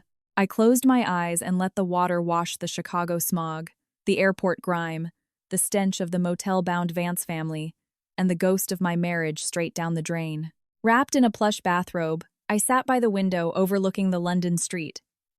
The sun was finally burning through the fog. Back in the States, my parents were probably drinking their morning coffee. I swapped the SIM card in my phone to the new UK corporate number, took a deep breath, and sent a FaceTime request to my mother. She answered on the first ring. Her face popped onto the screen, looking a little older, her hair a bit grayer. My father appeared behind her, holding his reading glasses. My mother looked at me, her face morphing from joy to sheer horror. "Sloane? Where are you, honey? You look exhausted." And, "Oh my God, what happened to your face? Is that a bruise?" That single question shattered the dam. The stoic corporate executive vanished, and I hugged my knees, sobbing into the phone like a traumatized child. "Mom." The word choked in my throat. All the degradation, the physical violence, the betrayal, it all erupted. My mother panicked, pressing her face to the screen. "Sloane, talk to me. Was it Declan? Did that bastard put his hands on you?" My father's face instantly darkened. He didn't speak, but his jaw clenched so hard I thought his teeth would shatter. I cried for 5 straight minutes before I could form a sentence. I told them everything. I told them about Miriam moving the family in without asking, about Holden and Breyer demanding the master bedroom, about how offering a luxury postpartum clinic was met with screaming insults. I told them how Declan walked in, didn't ask a single question, and slapped me so hard I hit the wall. I told them about the fake $950,000 debt I used to expose their greed. I told them I sold the River North condo, filed for a contested divorce, and took an executive transfer to London. My mother wept openly. My father sat down heavily in his leather armchair. His fists were balled up, the veins in his forearms bulging. It took him a long time to speak. When he did, his voice was thick with gravel, but carrying the force of a sledgehammer. "You did the exact right thing." I looked at him through the blurry screen. "I'm so sorry, Dad. The condo you guys bought me. I liquidated it." My father aggressively shook his head. "Your mother and I didn't buy you that real estate to be a museum piece. We bought it to be your armor. If liquidating that asset bought your permanent freedom from those parasites, then the condo did exactly what it was designed to do. Money can be printed. Houses can be built. But I will be damned if I let my daughter's soul be ground into dirt just to preserve the illusion of a happy marriage." My mother wiped her face, her voice fierce. "I warned you on your wedding day. If you marry the wrong man, you cut the cord. Let people gossip, let them whisper. They don't live in your skin. You are the one getting hit. You are the one suffering. And it is ripping your parents' hearts to shreds." I bit my lip, tasting the cut. I always thought that if I was just patient, the marriage would survive. I thought if I worked harder, he would appreciate it. But the more I gave, the more they took, until he hit me. And I finally realized they never saw me as a human being. My father leaned into the camera. "Sloan, listen to me. Being a good woman does not mean signing up to be a martyr. Being a supportive wife does not mean subsidizing the lives of able-bodied leeches. You have a massive brain, 2 Ivy League degrees, and a spine of steel. You do not need a man who acts like a toddler and punches like a coward. From today on, Arthur Sterling handles the bloodbath. You stay in London. You eat well, you sleep, and you dominate your career. If you need anything, call me. And if the world gets too heavy, you get on a plane and come home. The door to this house does not have a lock for you. The door to this house does not have a lock for you." That sentence melted the ice in my veins. For 5 years, I desperately tried to maintain a space I called home, but I had to beg for permission just to exist inside it. In the end, the only unconditional safe harbor I had was the arms of my parents. I wiped my eyes. "I'll be fine, Dad. I swear to you, I am never looking back." "Don't you dare," my mother said fiercely. "A man who strikes you once has murdered the love in his heart. If you go back, he will just find new ways to break you." We talked for an hour. Before hanging up, my dad demanded the address of my Mayfair flat and my corporate security contacts and reminded me to eat a high-protein breakfast. My mother just kept repeating, "Sleep, honey, sleep, wake up, and conquer the world." After the call disconnected, I sat in the quiet flat. I walked to the kitchen, toasted the artisan bread, and drank a glass of cold water. It was bland, but as it hit my stomach, I felt life rushing back into my extremities. That day, my new life in London began. On my first day at the regional corporate office, I wore a slate gray tailored suit, black Louboutins, and pulled my hair into a severe twist. The bruise on my cheek had faded to a dull yellow, but it was still visible under the fluorescent lights. I didn't cake makeup over it. Some battle scars shouldn't be hidden. The person who should feel shame is the one who threw the punch. The executive boardroom on the 40th floor had panoramic views of the Thames. When I walked in, the British department heads were already seated. Some offered polite nods, others eyed me with barely concealed skepticism. An American woman, newly transferred in as regional CFO, I knew they were waiting for me to fail. Mr. Davis, the director of operations, fired the first shot. His tone was impeccably polite, but dripping with condescension. "Miss Kensington, your metrics in the U.S. markets are undeniably impressive. However, the UK market operates on entirely different physics. Our London branch is bleeding liquidity, specifically regarding a massive medical supply contract with our primary vendor, Sterling Health. Your predecessor spent 6 months banging his head against a wall trying to fix it. What exactly is your magic bullet?" I sat at the head of the table, projecting my iPad onto the massive screen. I didn't fly across the Atlantic to repeat my predecessor's failures. Mr. Davis, I need the comprehensive accounts receivable ledger, the historical payment schedules, the negotiation transcripts from the past 3 quarters, and the gross inventory data. Have them in my inbox by noon. At 3 p.m., I am meeting directly with the Sterling Health executives. Another director scoffed. You literally just landed. Perhaps you need a few weeks to study the geopolitical landscape of the deal. I locked eyes with him, my voice dropping to a glacial calm. I already audited the landscape on the flight over. The friction point of this contract isn't the base price. It's the inventory risk liability clause. If we keep slashing our margins to appease them, we bankrupt ourselves. The only mathematical solution is to restructure the payment model and legally force them to shoulder 40% of the demand forecasting risk. The boardroom went dead silent. I didn't stop. I walked them through every data point, every financial projection, every worst-case scenario. My voice wasn't loud, but it possessed lethal authority. After spending years in a house where my voice was actively suppressed, I learned the sheer weaponized power of being right. When people refuse to value your emotions, you use your competence to force them to their knees. That afternoon, the summit with the Sterling Health executives lasted 4 grueling hours. I drank 3 cups of black tea. I dismantled every aggressive counteroffer. I legally boxed out every parasitic clause. I built them a golden bridge to a new payment architecture. When the meeting concluded, the lead Sterling executive stared at me across the mahogany table. You are 6 months late, Miss Kensington, but you just saved this contract. I offered a thin smile. I'm rarely late. I was simply delayed dealing with a bad investment that needed to be liquidated. He didn't fully grasp the double meaning, but he shook my hand firmly. 3 days later, the amended contract was signed. A week later, the London branch's cash flow shifted from red to black. A month later, the global board of directors sent a formal letter of commendation to my desk. I didn't pop champagne. I just sat in my corner office, staring at the digital letter, and let out a long, heavy exhale.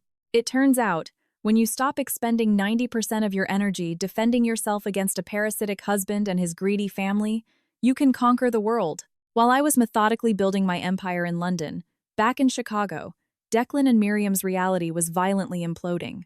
I didn't watch it happen, but the shockwaves reached me through Arthur Sterling, mutual acquaintances, and the psychotic emails Declan kept trying to send me from burner accounts. After their first night in the motel, Declan's meager savings evaporated. They ended up renting a miserable 200 square foot room in a decrepit boarding house out in the deep suburbs. The drywall was rotting, and they had to share a filthy communal bathroom down the hall. Miriam, who had grown accustomed to sinking into my $5,000 crate and barrel sofa, utilizing a high-end washer-dryer, and opening a stainless steel fridge packed with Whole Foods groceries, now had to wait in line to wash her underwear in a coin-operated laundromat. Within a week, she was complaining of chronic back pain, knee joint inflammation, and crippling insomnia. Declan was completely unemployable in his field. Fired for cause, with his corporate SUV repossessed, his reputation in the logistics industry was incinerated. From a guy who wore pressed Brooks Brothers shirts and bragged at sports bars, he devolved into a desperate drifter, blasting resumes into the void. But without any hard skills, and without my father pulling strings in the background, he was rejected by every firm in the city. As for Holden and Breyer, the absolute second they confirmed I had sold the condo, frozen the accounts, and severed all financial ties, they ghosted the family. At first, Miriam called Holden in hysterics, begging him to let them sleep on his floor. Breyer snatched the phone and screamed that she was having Braxton Hicks contractions, that the stress was killing her baby, and that they couldn't fit a mouse into their apartment, let alone 2 adults. Holden coldly told his mother, "Declan is the oldest son. Mom, your place is with him. It's the honor of the Vance family for him to provide for you." When there was a multi-million-dollar penthouse on the table, everyone brought knives to carve out a piece. When all that was left was a rotting boarding house room, everyone suddenly remembered the concept of boundaries. Miriam was so enraged she physically made herself sick. She screamed into the void, cursing her ungrateful youngest son. Holden just texted back, "Don't blame me. Sloan was the one funding this whole circus. She's gone. Figure it out. That text was a rusty blade twisted into Declan's gut. He used to genuinely believe he was the pillar holding up the Vance family. But when the concrete foundation named Sloan was demolished, the entire house of cards collapsed into dust. One afternoon, Arthur Sterling called my London office. His voice was a mix of dark amusement and utter exhaustion. Sloan. Opposing counsel just fired a shot across the bow. They are petitioning for a 50% split of the $1.5 million condo sale. They're arguing that because you cohabitated in the unit after the wedding, the appreciation of the asset and the proceeds constitute marital property. I was scrolling through a quarterly budget forecast. Uncle Arthur, you already know my stance. Your documentation is bulletproof. Eviscerate them. Oh, I plan to, Arthur chuckled. I just wanted to give you the heads up. Declan is alternating between sending legal threats through his bargain bin lawyer and sending you pathetic, groveling emails begging for forgiveness. I know. I've archived all of them. Do not negotiate a settlement. Absolutely not. The quieter you are, the louder they scream, and the more rope they give us to hang them with. I hung up, opened an Excel sheet, and went back to work. It was bizarre. A year ago, if Miriam just looked at me sideways, or if Declan used a harsh tone, I would lie awake until 4 a.m. having an anxiety attack. Now, they were screaming across an ocean, demanding millions, and my heart rate didn't even spike. Not because I was dead inside, but because the psychological umbilical cord had been permanently severed by the impact of his hand. On weekends, I explored London alone. I learned how to navigate the tube, shop at Marks & Spencer, and order a proper Sunday roast. I joined a boutique Pilates studio near Hyde Park. In the evenings, I bought myself fresh tulips, cooked simple, healthy meals, and listened to jazz. For the first time in 5 years, I had the bandwidth to ask myself, what do I actually want to eat tonight? What time do I want to go to sleep? Where do I want to travel this weekend? Tiny, insignificant choices. But coming from a marriage where I was treated like a highly paid indentured servant, having autonomous control over my own body was an intoxicating luxury. A month into my London deployment, I created a new, public Instagram account. I didn't block Declan or his family. I didn't hide. My first post was a cinematic shot of a flat white coffee sitting on a marble cafe table, framed by the Gothic architecture of a rainy London street. The caption was simple. Peace doesn't arrive by accident. Sometimes you have to burn down the wrong house to find the right door. My second post was a photo of me, wearing a razor-sharp Tom Ford suit, standing triumphantly in front of the global headquarters after closing the Sterling Health deal. The caption read, "A woman shouldn't fear starting over with nothing. She should only fear spending her entire life in a room where she isn't viewed as human." I knew Declan would see it. I knew his psychology flawlessly. Insecure, patriarchal men are biologically incapable of ignoring the woman they abused, especially when she thrives without them. He would make burner accounts, stalk my grid, zoom in on every pixel, desperately searching for a crack in my armor, hoping to see me depressed and broken. But what he saw wasn't a shattered victim, he saw a titan. And that visual was a psychological nuclear bomb. I kept posting. A beautiful seafood risotto I cooked. A misty morning run through Kensington Gardens. My sleek corporate desk covered in international contracts. A bouquet of white lilies I bought for myself. I wasn't flaunting. I was just existing loudly, proving that without him anchoring me to the ocean floor, I could fly. Back in Illinois, Declan stared at those photos in his moldy, unheated boarding house room. Outside, Miriam was whining about the rent being due. On the wobbly nightstand sat a styrofoam cup of cold cup noodles. On the floor lay a pile of unwashed clothes. He zoomed in on my face in front of the corporate skyscraper. I looked radiant, untouchable. He looked at his own reality. The woman who used to do his laundry, cook his meals, fund his mother's lifestyle, and silently carry the weight of his entire bloodline was now across the globe. Brokering massive deals, wearing designer suits, living a life he couldn't even afford to look at. Meanwhile, the man who used to beat his chest and demand submission was literally counting quarters to buy ramen. Declan hurled his phone against the wall. It cracked the drywall. Miriam jumped. "What is wrong with you?" He didn't answer. He dropped to his knees, picked up the phone with shaking hands, and opened the photo again. His eyes were drowning in rage, regret, blinding jealousy, and a suffocating, primal terror. He was terrified because he realized I truly didn't need him. The marital chain he thought he could use to choke me into submission had snapped, and he was the one suffocating. But men like Declan don't understand the concept of redemption through personal growth. They only know how to beg when the money gets cut off. They only feel remorse when they are forced to sleep on the floor. They label their desperation love, when in reality, it is just a parasite mourning the loss of its host. A few days later, an email from a random Proton Mail address hit my corporate inbox. I didn't even need to read the signature to know who wrote it. Sloan. I know you're in London. I am so sorry. I was wrong. My mother is having a nervous breakdown and is so remorseful. Please, come home. Or just fly me out there so I can see you one time. We were married for 5 years. You can't be this cold-blooded. I don't care about the condo. I don't care about the money. I just want you. I read it and smiled. I don't care about the money. What an absolute joke. If he didn't care about the money, why was his discount lawyer aggressively attempting to garnish the $1.5 million wire transfer through the Chicago courts? If he truly just wanted me, why did he spend 5 years completely ignoring my allergies, my stress, my fears? If he viewed me as his beloved wife, how did he manage to slap me hard enough to draw blood in front of an audience, and then sleep like a baby? I forwarded the email to Arthur Sterling without a single word of reply.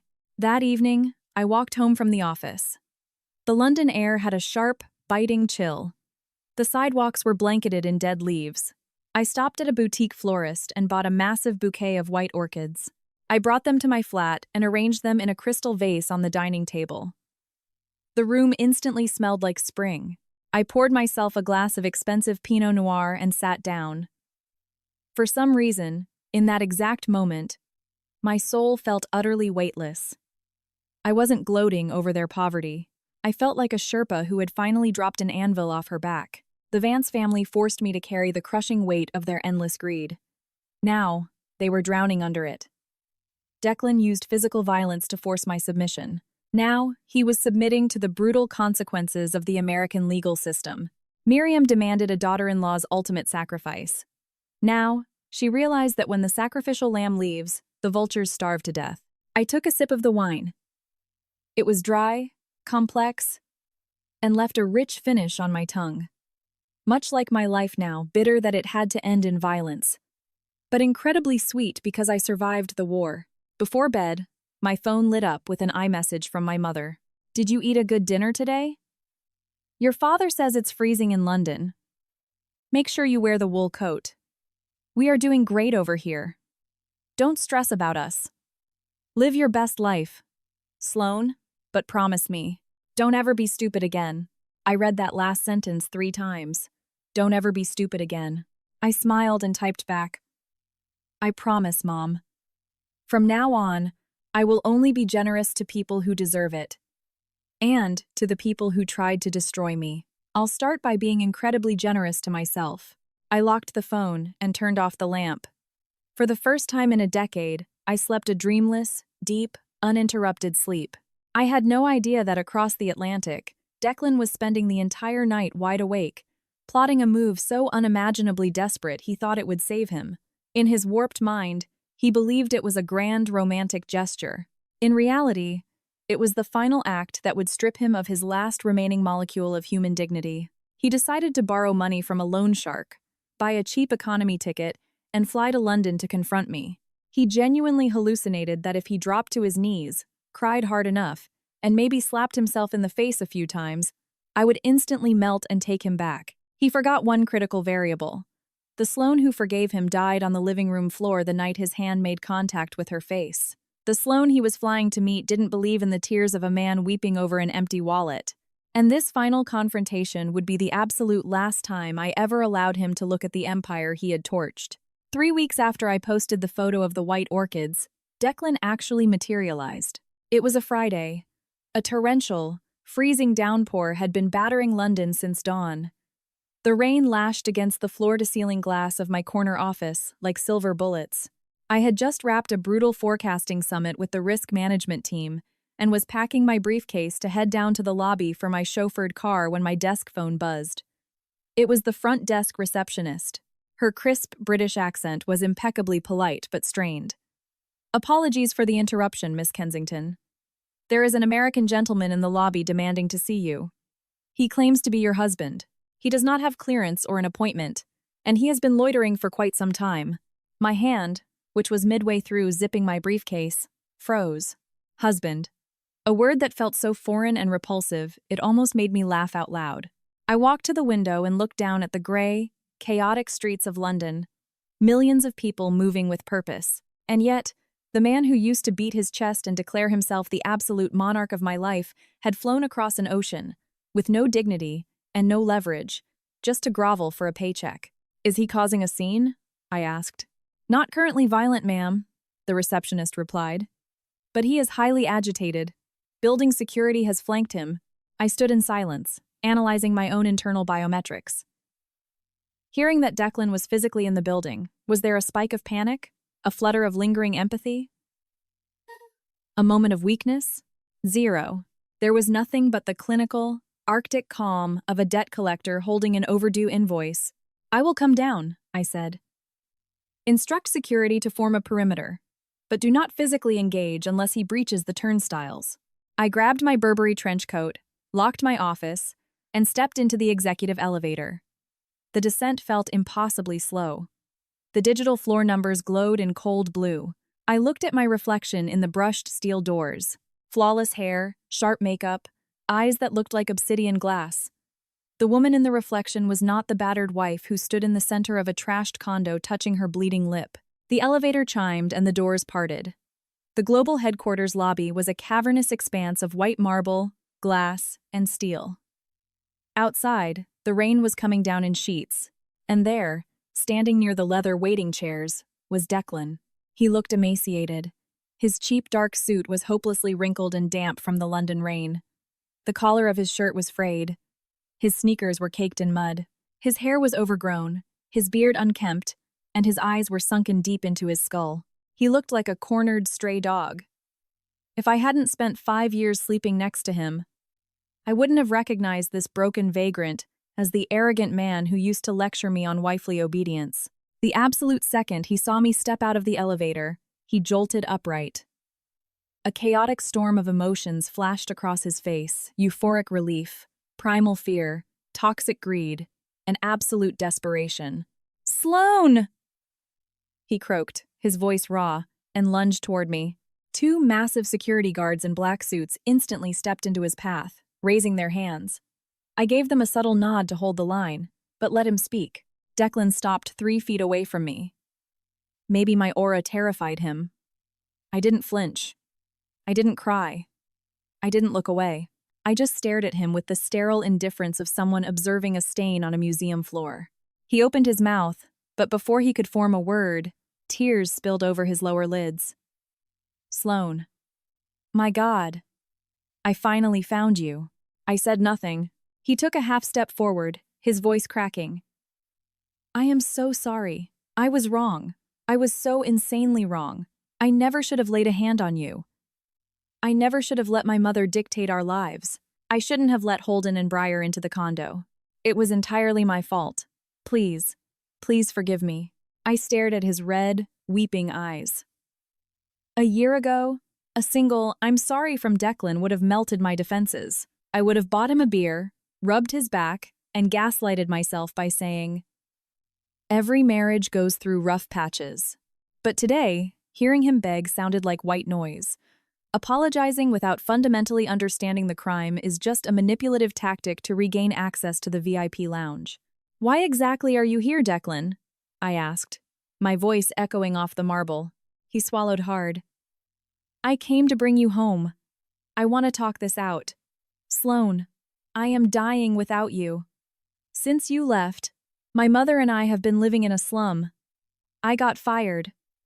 I lost the car. I realize now that I took you for granted. Without you, I'm nothing. I understand your value now." I smiled, a smile that didn't reach my eyes. "My value? Or my net worth?" He blinked, panicked. "Don't say that. I love you. I swear to God I love you." I looked at him for a long, agonizing moment, then let out a low, echoing laugh. Love. Such a profound word. It sounds like absolute sewage coming out of your mouth. Declan's face contorted in agony. "Sloane, I know you despise me. Scream at me. Hit me. I deserve it." Suddenly, he raised his right hand and violently slapped himself across the face. Smack. The sound echoed through the massive lobby. Several corporate employees walking to the turnstiles stopped dead in their tracks, staring in horror. Smack. He hit himself harder. A red welt instantly appeared on his cheek. Smack. The third blow was so violent it split his own lip. Blood pooled in the corner of his mouth. He stood there, crying and bleeding. "I'm a monster. I'm a coward. I hit you. I let my mother abuse you. I deserve to rot. Look, Sloane. Look. I'm paying you back. I hit myself. Will you please just forgive me now?" I took a physical step backward, ensuring his blood didn't splatter onto my trench coat. "Declan, stop the theatrics. This is a Fortune 500 corporate lobby, not the set of your trashy reality TV show." He froze. The security guards tensed, ready to tackle him to the marble. Stripped of the last shred of his dignity, Declan collapsed to his knees right there on the freezing stone floor. He clasped his hands together in a desperate prayer. "Sloane, I am begging you on my hands and knees. Give me one more chance. I will change. I will go to therapy. If you hate my mother, I will banish her to a nursing home. If you hate Holden and Breyer, I will block their numbers forever. I will do whatever you command. Just please. Let me be your husband again." I stared down at him. "You used to preach that your mother was the matriarch I must obey. That Holden was your blood and I had to fund him. That Breyer was carrying the Vance legacy and I had to surrender my home to her. Now that you are broke, you are willing to throw your entire bloodline into an incinerator just to get back into my bank account. Declan, if you are ruthless enough to execute your own family for cash, what guarantee do I have that you won't eventually slaughter me?" His face went rigid. "I'm not executing anyone. I just want to fix my mistake." "Fix your mistake?" I asked, my voice slicing through the air. "Fix it by trying to move back into a penthouse I already sold? Fix it by having your discount lawyer aggressively petition the Chicago courts for half my cash? Fix it by sending me psychotic emails while your mother launches a smear campaign against me on Facebook? Is that your version of fixing a mistake?" Declan dropped his head. His lips trembled. That was my mom's idea. She said if I didn't sue for the money, I'd be homeless forever. I was terrified, so I listened to her. But I don't want to sue you. I just wanted to look you in the eyes. I let out a soft, exhausted sigh. It is always my mom's idea. For 5 years. Every word out of your mouth hid behind your mother's skirt. When you drained my accounts, it was your mom's idea. When you moved squatters in, it was your mom's idea. When you struck me across the face, I'm sure that was your mom's idea too. Declan, you are 32 years old. When are you going to stop acting like an infant and admit that you are just a cowardly parasite? That sentence acted like a defibrillator. He snapped his head up, and for a microsecond, his eyes flashed with that familiar, violent rage. The exact same rage that precipitated the slap. But the fire was instantly smothered by absolute terror. He was in a foreign country, surrounded by my security, stripped of his mother's backup, and devoid of the home turf advantage. He was naked and defenseless. Seeing that micro-expression of rage, my heart went completely numb. "You claim you love me," I said, my voice eerily calm. "All right, I will give you one final opportunity to prove it." Declan's eyes widened with manic hope. "Anything. I swear to God, Sloane, ask me anything. We were married for 5 years. I know your soul." I stared down at him and slowly raised one index finger. Question 1. What specific food am I so violently allergic to that if I even inhale the airborne proteins for too long, my throat closes, I break out in severe hives, and require an EpiPen? Declan's mouth fell open. He blinked stupidly. Sweat began beading on his forehead despite the drafty lobby. Allergy. An allergy. Shellfish? No. Wait, scallops? You always said shrimp made your mouth itchy. I shook my head slowly. Incorrect, he scrambled. Gluten, peanuts. I stared at him, pronouncing every syllable. Scallops are an intolerance. My anaphylactic trigger is truffles. Fungi. Declan froze. I continued. Your mother loves truffle oil. Holden loves it too. Every time your mother visited, she would buy cheap, heavily artificially scented truffle fries and leave them in the living room. I told you 100 times I couldn't breathe, that my throat was swelling closed.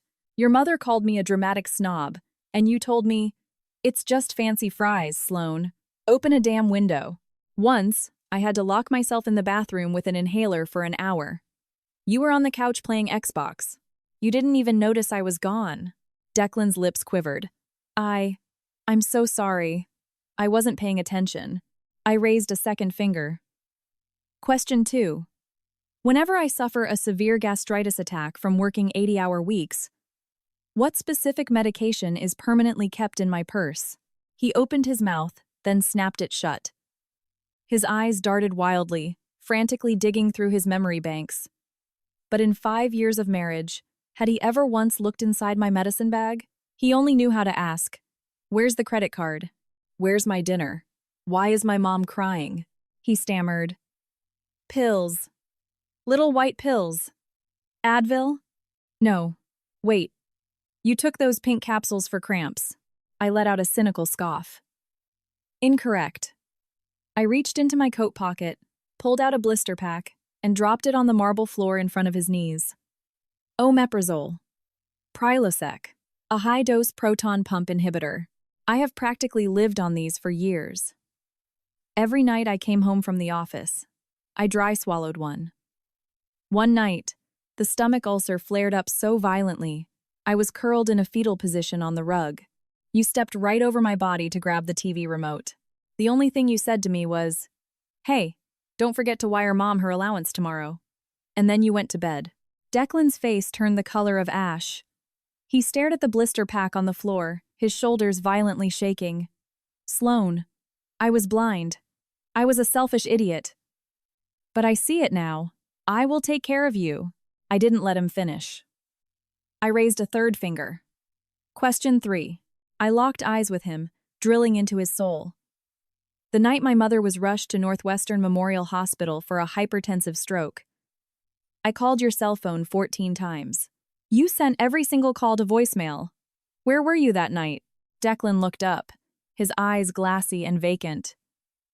He vaguely remembered the incident, but he was utterly terrified to speak the truth. I refreshed his memory. You were at a sports bar in Wrigleyville with your frat buddies. You claimed it was a boys' night. You texted me to stop acting like a psycho stalker because my calls were embarrassing you in front of your friends. My mother was in the ICU. I signed her admittance papers alone. I paid the $10,000 emergency deductible alone. I sat in the freezing hospital corridor until 6:00 a.m., completely alone.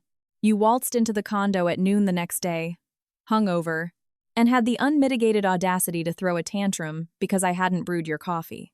Declan's jaw hung slack, but his vocal cords failed him. I looked down at the pathetic creature kneeling at my feet. You scream that you love me, yet you have no idea what could kill me. You have no idea what medication keeps me functioning.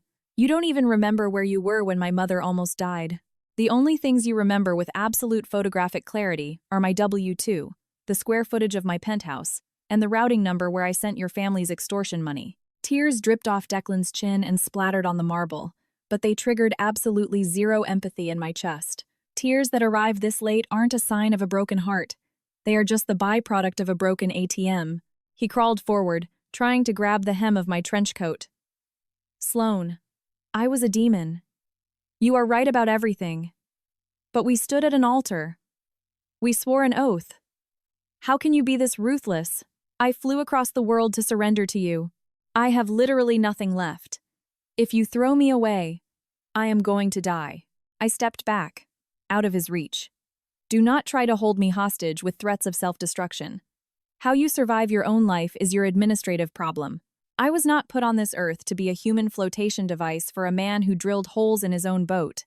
He looked up, and the desperation began to curdle into toxic resentment. You changed. You used to be warm. You used to love me so much. Now you're just a cold-blooded corporate machine. I nodded slowly. You're right. I did love you. And you weaponized that love to feed the gluttony of your bloodline. You weaponized my grace to force my submission. You weaponized the sanctity of marriage to camouflage your parasitic, abusive nature. Declan, I didn't change. I just woke up. Outside, the London storm raged harder. The rain battered the glass facade. I reached into my briefcase, pulled out a thick manila envelope, and dropped it onto a sleek side table. Inside are hard copies from Arthur Sterling. The contested divorce is fully filed with the Cook County courts. The evidence of your physical assault is logged.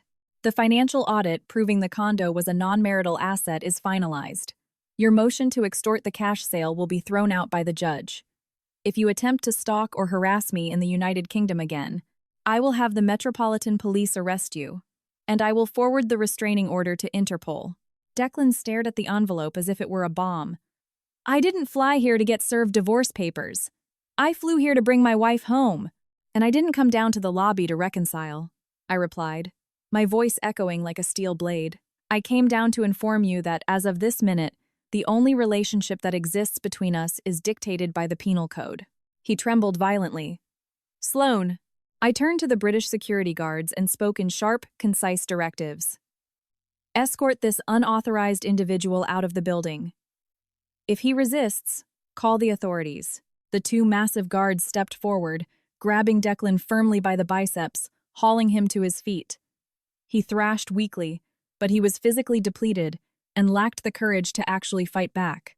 As they dragged him toward the revolving doors, he kept twisting his neck, screaming my name over the ambient noise of the lobby. Sloane! Sloane, I was wrong. I swear to God I was wrong. Don't do this. I stood completely still. I didn't respond. I didn't cry. I wanted to witness the man who once inflicted immeasurable psychological and physical trauma upon me being thrown out of my empire like a bag of garbage. Not out of sadistic joy, but to permanently brand into my brain the reality that whatever tries to destroy you eventually becomes utterly insignificant. The glass doors slid open, and the guards shoved Declan out into the freezing rain, his cheap suit instantly soaked through, his hair plastered to his forehead. He pressed his hands against the thick glass, his mouth moving frantically as he screamed my name into the storm. I turned on my heel and walked back to the executive elevator. Every step was deliberate, measured, and unbothered. Behind me, the receptionist bowed her head, apologizing profusely for the breach in security. I told her it was entirely fine. I stepped into the elevator and swiped my keycard. As the steel doors closed, shutting out the lobby, I looked at my reflection one last time. I was still Sloane, but I was no longer the Sloane who flinched at a raised voice. I was no longer the Sloane who viewed divorce as a failure. I was no longer the Sloane who believed women had to bleed themselves dry to keep the peace. I took a deep breath. On the 40th floor, an international logistics contract was waiting for my signature. Millions of dollars needed to be allocated. My empire was waiting. It wasn't going to pause just because a ghost was crying in the rain. I worked late into the evening. When I finally left the skyscraper, the storm had broken. The slick London pavement mirrored the glowing street lamps, looking like an oil painting. I didn't summon my driver. I walked toward the underground station. The frigid wind bit at my neck, but I felt invincible. My phone buzzed. A text from Arthur Sterling. Opposing counsel just requested a final mediation session. They are still aggressively gunning for half the real estate cash. I accepted the meeting. Don't stress. Their legal standing is a joke. Just a warning they might try to launch a smear campaign to pressure you into a settlement. I read it and texted back. Understood. Proceed with the legal guillotine. I am not afraid. I slipped the phone into my pocket. I knew Declan wouldn't accept defeat gracefully, and Miriam certainly wouldn't. Greedy people never blame their own gluttony when they lose their prize. They attack. They defame. They cry to relatives. They invent wild conspiracies that I was sleeping with a British executive, that I embezzled funds, that I sold the family home to run off with a secret lover. But I was no longer the fragile girl who cried in the bathroom over gossip. I had ironclad documentation, surveillance footage, A shark of an attorney, a high-powered career, parents who had my back, and above all, I finally had my own respect. That night, an unhinged, rambling email from Declan bypassed my spam filter. He wrote a 2,000-word manifesto about how he had stood in the freezing rain for 2 hours, how he couldn't afford a hotel and had to sleep in a hostel near King's Cross, and how his mother back in Chicago had collapsed from a panic attack when he told her, "I rejected him." He claimed he was so broken he wanted to step into traffic. I skimmed it, forwarded it to Arthur's paralegal, and deleted it. I had finally learned the most vital lesson of adulthood. Other people's manufactured misery is not my jurisdiction, especially when that misery is the exact fruit of the poisonous tree they planted themselves. The next morning, Declan dragged himself to Heathrow and flew back to Chicago. He didn't see me again. He didn't extract a single dollar. He didn't secure any promises. He brought absolutely zero hope back to his mother. The only thing he carried across the Atlantic was the manila envelope of divorce papers and the memory of 3 questions he could never answer. 3 questions that didn't attack his bank account, but brutally assassinated his ego. He never loved his wife. He only loved the luxury concierge service his wife provided. And when the service was terminated, he suffered a psychotic break and called it romance. Meanwhile, I woke up at 6 a.m. I brewed a cup of Earl Grey, ate a hard-boiled egg with toast, strapped on my armor, and took the tube to the financial district. Before leaving the flat, I looked in the hallway mirror and smiled. The final legal war was looming on the horizon. But inside my chest, the true war had already been won. I had utterly annihilated my own weakness. Declan landed at O'Hare under a gloomy, oppressive Chicago sky. He dragged his wet, ruined bag through the arrivals terminal, his posture hunched as if his spine had been surgically removed. The few days in London had evaporated the high-interest payday loan he took out to buy the ticket. The hostel, the cold food, the hours shivering outside my corporate fortress, it had systematically stripped away his final illusions of power. But men like Declan are fundamentally incapable of self-reflection. During the Uber ride back to the squalid suburban boarding house, his crushing humiliation rapidly fermented into a venomous, blistering rage. He didn't think about his hand connecting with my jaw. He didn't think about his mother occupying my home.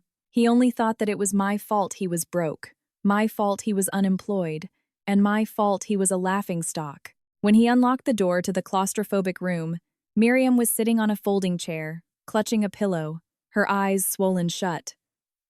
The moment she saw her son, she shot up. "Declan! Did she come to her senses? Did she write us a check?" Declan hurled his duffel bag against the peeling wallpaper. His face was a mask of pure hatred. "She wouldn't even let me upstairs. She sent her corporate goons to throw me into the street." Miriam gasped, clutching her pearls. Dear God, how dare she treat her own husband like a stray dog? What an ungrateful, psychotic bitch. You flew to another continent, begged on your knees, and she treats you like trash? Declan collapsed onto the squeaky mattress, burying his face in his hands. "Mom, just shut up." But Miriam was incapable of shutting up. The agonizing loss of the $2 million penthouse had mutated her into a feral animal. "We are not letting her get away with this. She sold that condo for $1.5 million in cash, and now she's living like a queen in Europe while we rot in this hellhole. That money is marital property. We need at least half of it." Declan looked up, his eyes bloodshot. "My lawyer said, Arthur Sterling has airtight proof the condo was bought by her parents in a trust before the wedding." Miriam slapped the flimsy bedside table. "And you believe a blood-sucking lawyer? I don't know the law, but I know common decency. You were married for 5 years. You lived there. You put sweat equity into that marriage. How the hell do you walk away with zero? Furthermore, selling a house in 24 hours? She's hiding something. We need to scorch her reputation. I want every aunt, uncle, cousin, and former coworker to know she's a cheating, thieving whore who abandoned her family for a British sugar daddy."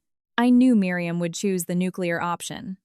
People who lack the legal ammunition to win in a courtroom always resort to throwing feces in the court of public opinion. They operate under the delusion that if they drag a successful woman's name through enough mud, she will panic, protect her corporate image, and write a hush-money check. But Miriam was playing chess against a ghost. The Sloane who cared about neighborhood gossip was dead. The new Sloan had survived a physical assault, a multi-million-dollar real estate purge, and the total annihilation of her reality.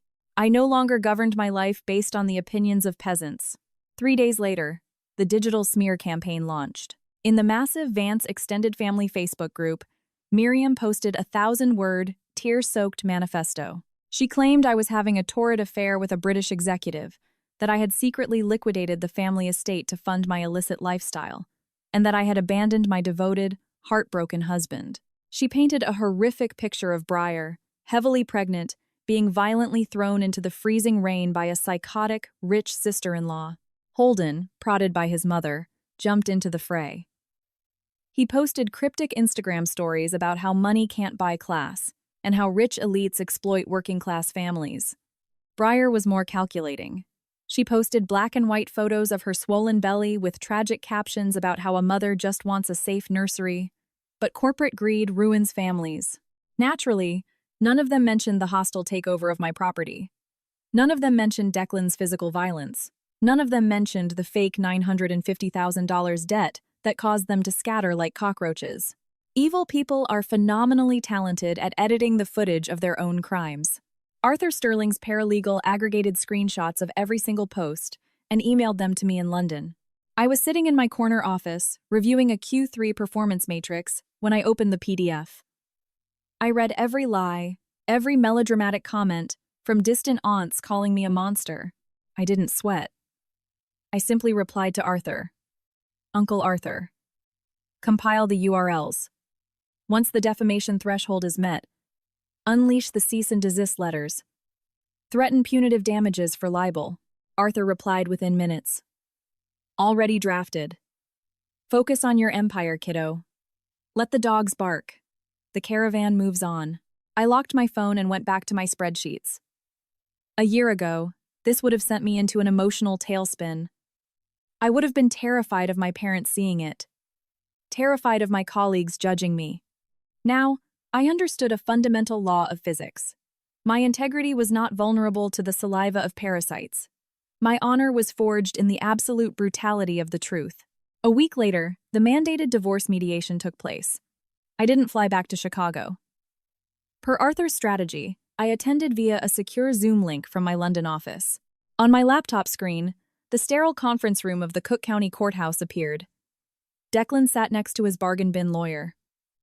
Miriam was hovering in the background as an interested party. While not legally required, her narcissistic ego wouldn't let her miss a chance to play the crucified matriarch. The second my feed connected, Miriam leaned into the camera and started weeping loudly. Sloan! I just want to ask you to your face, how could you be so demonic? You sold the house, you threw your husband away, you forced an old woman to live in a slum. You showed zero mercy to a pregnant woman. Do you have no soul? I stared at her through the high-definition webcam. Her face was haggard, but her eyes were still identical. Feral, calculating, and fully weaponized. Before I could unmute my microphone, Arthur Sterling cut her off with lethal precision. Mrs. Vance, I strongly advise you to contain your outbursts to relevant legal matters. Moral grandstanding holds zero evidentiary weight. If you continue to defame my client on this recorded line, I will add it to the pending libel suit. Miriam snapped her mouth shut, muttering, I'm just speaking God's truth. Arthur opened a massive binder. Let's speak legal truth. Exhibit A. The warranty deed and the premarital trust documents proving the River North property was 100% separate property purchased by Miss Kensington's parents. Exhibit B. The closing disclosures showing the asset was unencumbered at the time of sale.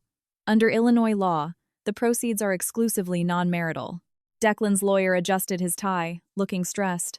Mr. Sterling, while we acknowledge the origin of the asset, my client cohabitated in the unit for 5 years and contributed to the maintenance of the marital household. We argue that his sweat equity entitles him to a percentage of the appreciation. Arthur actually laughed. Sweat equity? Let's examine that. Exhibit C. Comprehensive bank statements proving Miss Kensington unilaterally paid the HOA fees, property taxes, utilities, and maintenance. Furthermore, Exhibit D. Wire transfer receipts proving my client continuously subsidized the Vance family, including bailing out Mr. Vance's brother, Holden, and paying Mrs. Vance a monthly allowance. Exhibit E, the corporate vehicle, Mr. Vance operated was solely in my client's name. If we are discussing financial contributions, Mr. Vance operated at a massive deficit. Declan stared at the mahogany table, his fists clenched, utterly humiliated. Miriam couldn't control herself. She is a millionaire. It is her duty to pay for things. A wife is supposed to serve her husband's family. I unmuted my microphone. For the first time, my voice echoed into the Chicago courtroom. Serving a family is vastly different than being extorted by a cartel. Miriam gasped. I continued. My tone absolute zero. For 5 years, I funded your lifestyle. I paid Holden's debts. I bought your groceries. I never threw it in your face, because I falsely believed we were family. But a family doesn't invade a home, ransack an office, and demand a free luxury maternity ward without asking permission. Behind Miriam, Breyer, who had dragged herself to the hearing, looked down at her lap in shame. I locked eyes with Declan through the camera. And a family certainly doesn't backhand his wife across the face in front of an audience, and then demand she apologize. The mediation room fell into a horrifying silence. Arthur Sterling didn't miss a beat. He tapped his keyboard and shared his screen. The 4K security footage from the living room began to play. The video showed Miriam barking orders. Holden raiding the wine fridge. Me standing alone, refusing to yield. Declan storming in, screaming, and then the explosive, violent slap that knocked me into the wall. Smack. The audio cracked through the courthouse speakers. Even though I had lived it, seeing it play out clinically on a screen made my adrenaline spike. But I wasn't afraid. I felt utterly invincible. Declan closed his eyes, physically shrinking in his chair. Miriam's jaw hit the floor. Declan's lawyer rubbed his forehead, realizing his case was a radioactive dumpster fire. Arthur killed the video. We formally request the mediator note the undeniable presence of domestic battery. My client vehemently rejects any settlement claims regarding the real estate proceeds. Furthermore, regarding the coordinated cyber defamation campaign, we have logged every IP address and screenshot. If the Vance family does not immediately issue a public retraction and execute a permanent non-disparagement NDA, we will pursue catastrophic civil damages. Declan looked up at the webcam, his eyes shattered. Sloan. I know I crossed the line. But do you have to execute me like this? I just need a fraction of the money so I can start my life over. I stared at him. Start over? With my money? His face flushed dark red. I was your husband for 5 years. You held the title of husband for 5 years, I corrected. You never performed the duties for a single day. You lived in my house, drove my car, spent my paycheck, and allowed your bloodline to treat me like a dog. When I finally stood up, you assaulted me. Declan, you aren't mourning the loss of your wife. You are mourning the loss of your trust fund. He dropped his head into his hands. The mediation was a bloodbath. When it concluded, Miriam still tried to rally her troops, whining to her lawyer in the hallway.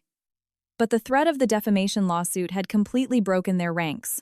Within 48 hours, Arthur's cease and desist letters hit their mailboxes via certified mail. Terrified of being sued into bankruptcy, the Vance family folded. Holden deactivated his Instagram. Breyer deleted her tragic pregnancy posts. And Miriam, the arrogant, loud-mouthed matriarch who ruled her small town through gossip, was legally forced to post a humiliating, lawyer-drafted public apology on Facebook, admitting her previous statements were entirely fabricated and that she deeply regretted her malicious lies. When the apology went live, Miriam allegedly threw up from the sheer humiliation. Her entire social circle realized she was a fraud. The woman who tried to drown me in rumors was ultimately suffocated by her own tongue. Declan didn't fight back anymore. The footage of the assault destroyed any leverage he had. The final divorce hearing took place in a freezing Chicago winter. Per Arthur's request, I flew back to the States one last time to physically sign the decrees and look the judge in the eye. My parents drove me to the Daily Center. My mother held my hand the entire walk to the courtroom, her grip warm and shaking slightly. My father walked on my right, his posture rigid, daring anyone to look at me wrong. When we walked into the corridor, Declan and Miriam were sitting on a wooden bench. Declan had lost 20 pounds. His suit hung off him like a scarecrow. Miriam wore all black, her hair entirely graying. The second she saw my father's icy glare, she looked at the floor. The arrogance was dead and buried. I didn't avoid Declan's gaze. I walked right past him, the click of my Louboutins echoing off the marble. The hearing was brutally efficient. There were no screaming matches, no theatrical tears. In a courtroom, narcissistic manipulation dies the second it hits the sterilizing light of empirical evidence. Declan's lawyer made one final, pathetic plea for spousal support, which Arthur Sterling decimated with the financial audit and the domestic violence exhibit. The judge looked down from the bench. "Mr. Vance, do you admit to committing domestic battery against the petitioner?" Declan stared at his shoes for a long time. "I admit I lost control that night." The judge frowned. "Do you concede that the River North property was funded entirely by the petitioner's family trust prior to the marriage?" "I concede," Declan rasped. Sitting in the gallery, Miriam began to quietly weep. But this time, nobody in the courtroom felt a shred of pity for her. Her tears were just the hollow sound of a parasite realizing the host had died. When it was my turn to speak, I stood up. I didn't give a dramatic monologue. I looked directly at the judge and spoke clearly. "Your Honor, I spent 5 years attempting to salvage this union. I believed that my infinite patience would buy peace, but my patience was exploited as a weakness. My private assets were treated as communal slush funds. My career was treated as an obligation, and ultimately, my physical safety was violated because I refused to surrender my property to his mother. I respectfully request the court grant the dissolution of marriage, protect my sole assets, and issue a permanent protective order so I never have to look over my shoulder again." I sat down. Under the heavy oak table, my mother squeezed my hand. My father stared straight ahead, but I saw a single tear trace down his weathered cheek. The ruling was absolute. The divorce was granted. The $1.5 million from the condo sale was legally cemented as my exclusive, non-marital property. Declan was denied all spousal support due to the recorded assault. He was ordered to pay civil damages for emotional distress and subjected to a strict restraining order. When the gavel banged, it was over. Declan had absolutely nothing. No house to return to, no wife to manipulate, no money to divide, no unearned status to flaunt. I walked out of the courtroom into the bright, chaotic hallway. Miriam was leaning against a pillar, struggling to breathe. Declan trailed a few steps behind me. "Sloane," he called out. His voice was hollow. I stopped, but I didn't turn around immediately. "I'm sorry," he whispered. There was no theatrical begging this time. Just the exhausted realization of total defeat. I turned and looked at the man who had stolen half a decade of my life. "I accept your apology, Declan, but I will never forgive you for the years you stole from me. Survive your life, if you can." His lips trembled. "Will you be happy?" I looked at him with eyes as cold as the Chicago winter. "That is absolutely none of your business." I turned my back and walked away. At the end of the corridor, my parents were waiting. My mother opened her arms, and I stepped into her embrace. This time, I didn't sob. Just a single, quiet tear rolled down my cheek, like the final raindrop falling from a leaf after a horrific hurricane. When we stepped out of the courthouse, the freezing Chicago sky had suddenly cracked open, revealing a blinding, brilliant winter sun. I looked up at the skyscrapers. This city once held my penthouse, my abusive marriage, my silent panic attacks, and my invisible wounds. But today, it didn't feel heavy anymore. Sometimes, a city isn't toxic. We just anchored ourselves to the wrong human within it. A few days later, I flew back to London. The corporate machine kept turning. Mergers, acquisitions, quarterly reports. My calendar was packed, but my chest was light. There was no longer a rotting umbilical cord tying me to a living room filled with peanut shells and the smell of cheap roast beef. Through the grapevine, I heard that Declan eventually secured a warehouse job making a fraction of his old salary. He and Miriam were still stuck in that depressing boarding house. Holden and Breyer had the baby, but without me subsidizing their lives, their credit cards maxed out and bill collectors started circling. Miriam, who had hallucinated that her first grandson would be the key to stealing my penthouse, was now forced to babysit in a cramped, moldy studio apartment screaming at her other daughter-in-law over the price of diapers. I heard the rumors, and I instantly deleted them from my brain. I didn't need their suffering to validate my happiness. My freedom wasn't built on their destruction. It was built on my own resurrection. One Sunday afternoon, I was walking through Hyde Park. The autumn leaves were a brilliant, burning gold. I held a cup of Earl Grey tea, sitting on a wrought iron bench, watching tourists and dogs run across the grass. My phone buzzed, a text from my mom. "Your dad and I just saw the picture you posted. Our daughter's smile is so beautiful. Keep smiling exactly like that. We love you." I opened the Instagram app. It was a photo of me standing on a stone bridge over the Serpentine Lake, wearing a camel-colored trench coat, the London wind blowing my hair. My smile wasn't a massive, toothy grin. It was a quiet, grounded smile. The smile of a woman who had walked through the fires of hell and refused to let the flames turn her into a monster. I typed back, "I will keep smiling. Don't worry about me, Mom and Dad." I locked the phone and tilted my head up toward the pale British sun. I still believe in human kindness, but from now on, my kindness has heavily fortified borders. I still believe in partnership, but I understand that a marriage license is not a suicide pact for my assets. I still have an infinite capacity to love, but before I ever pour that love into another human being, I will fiercely, ruthlessly love myself first.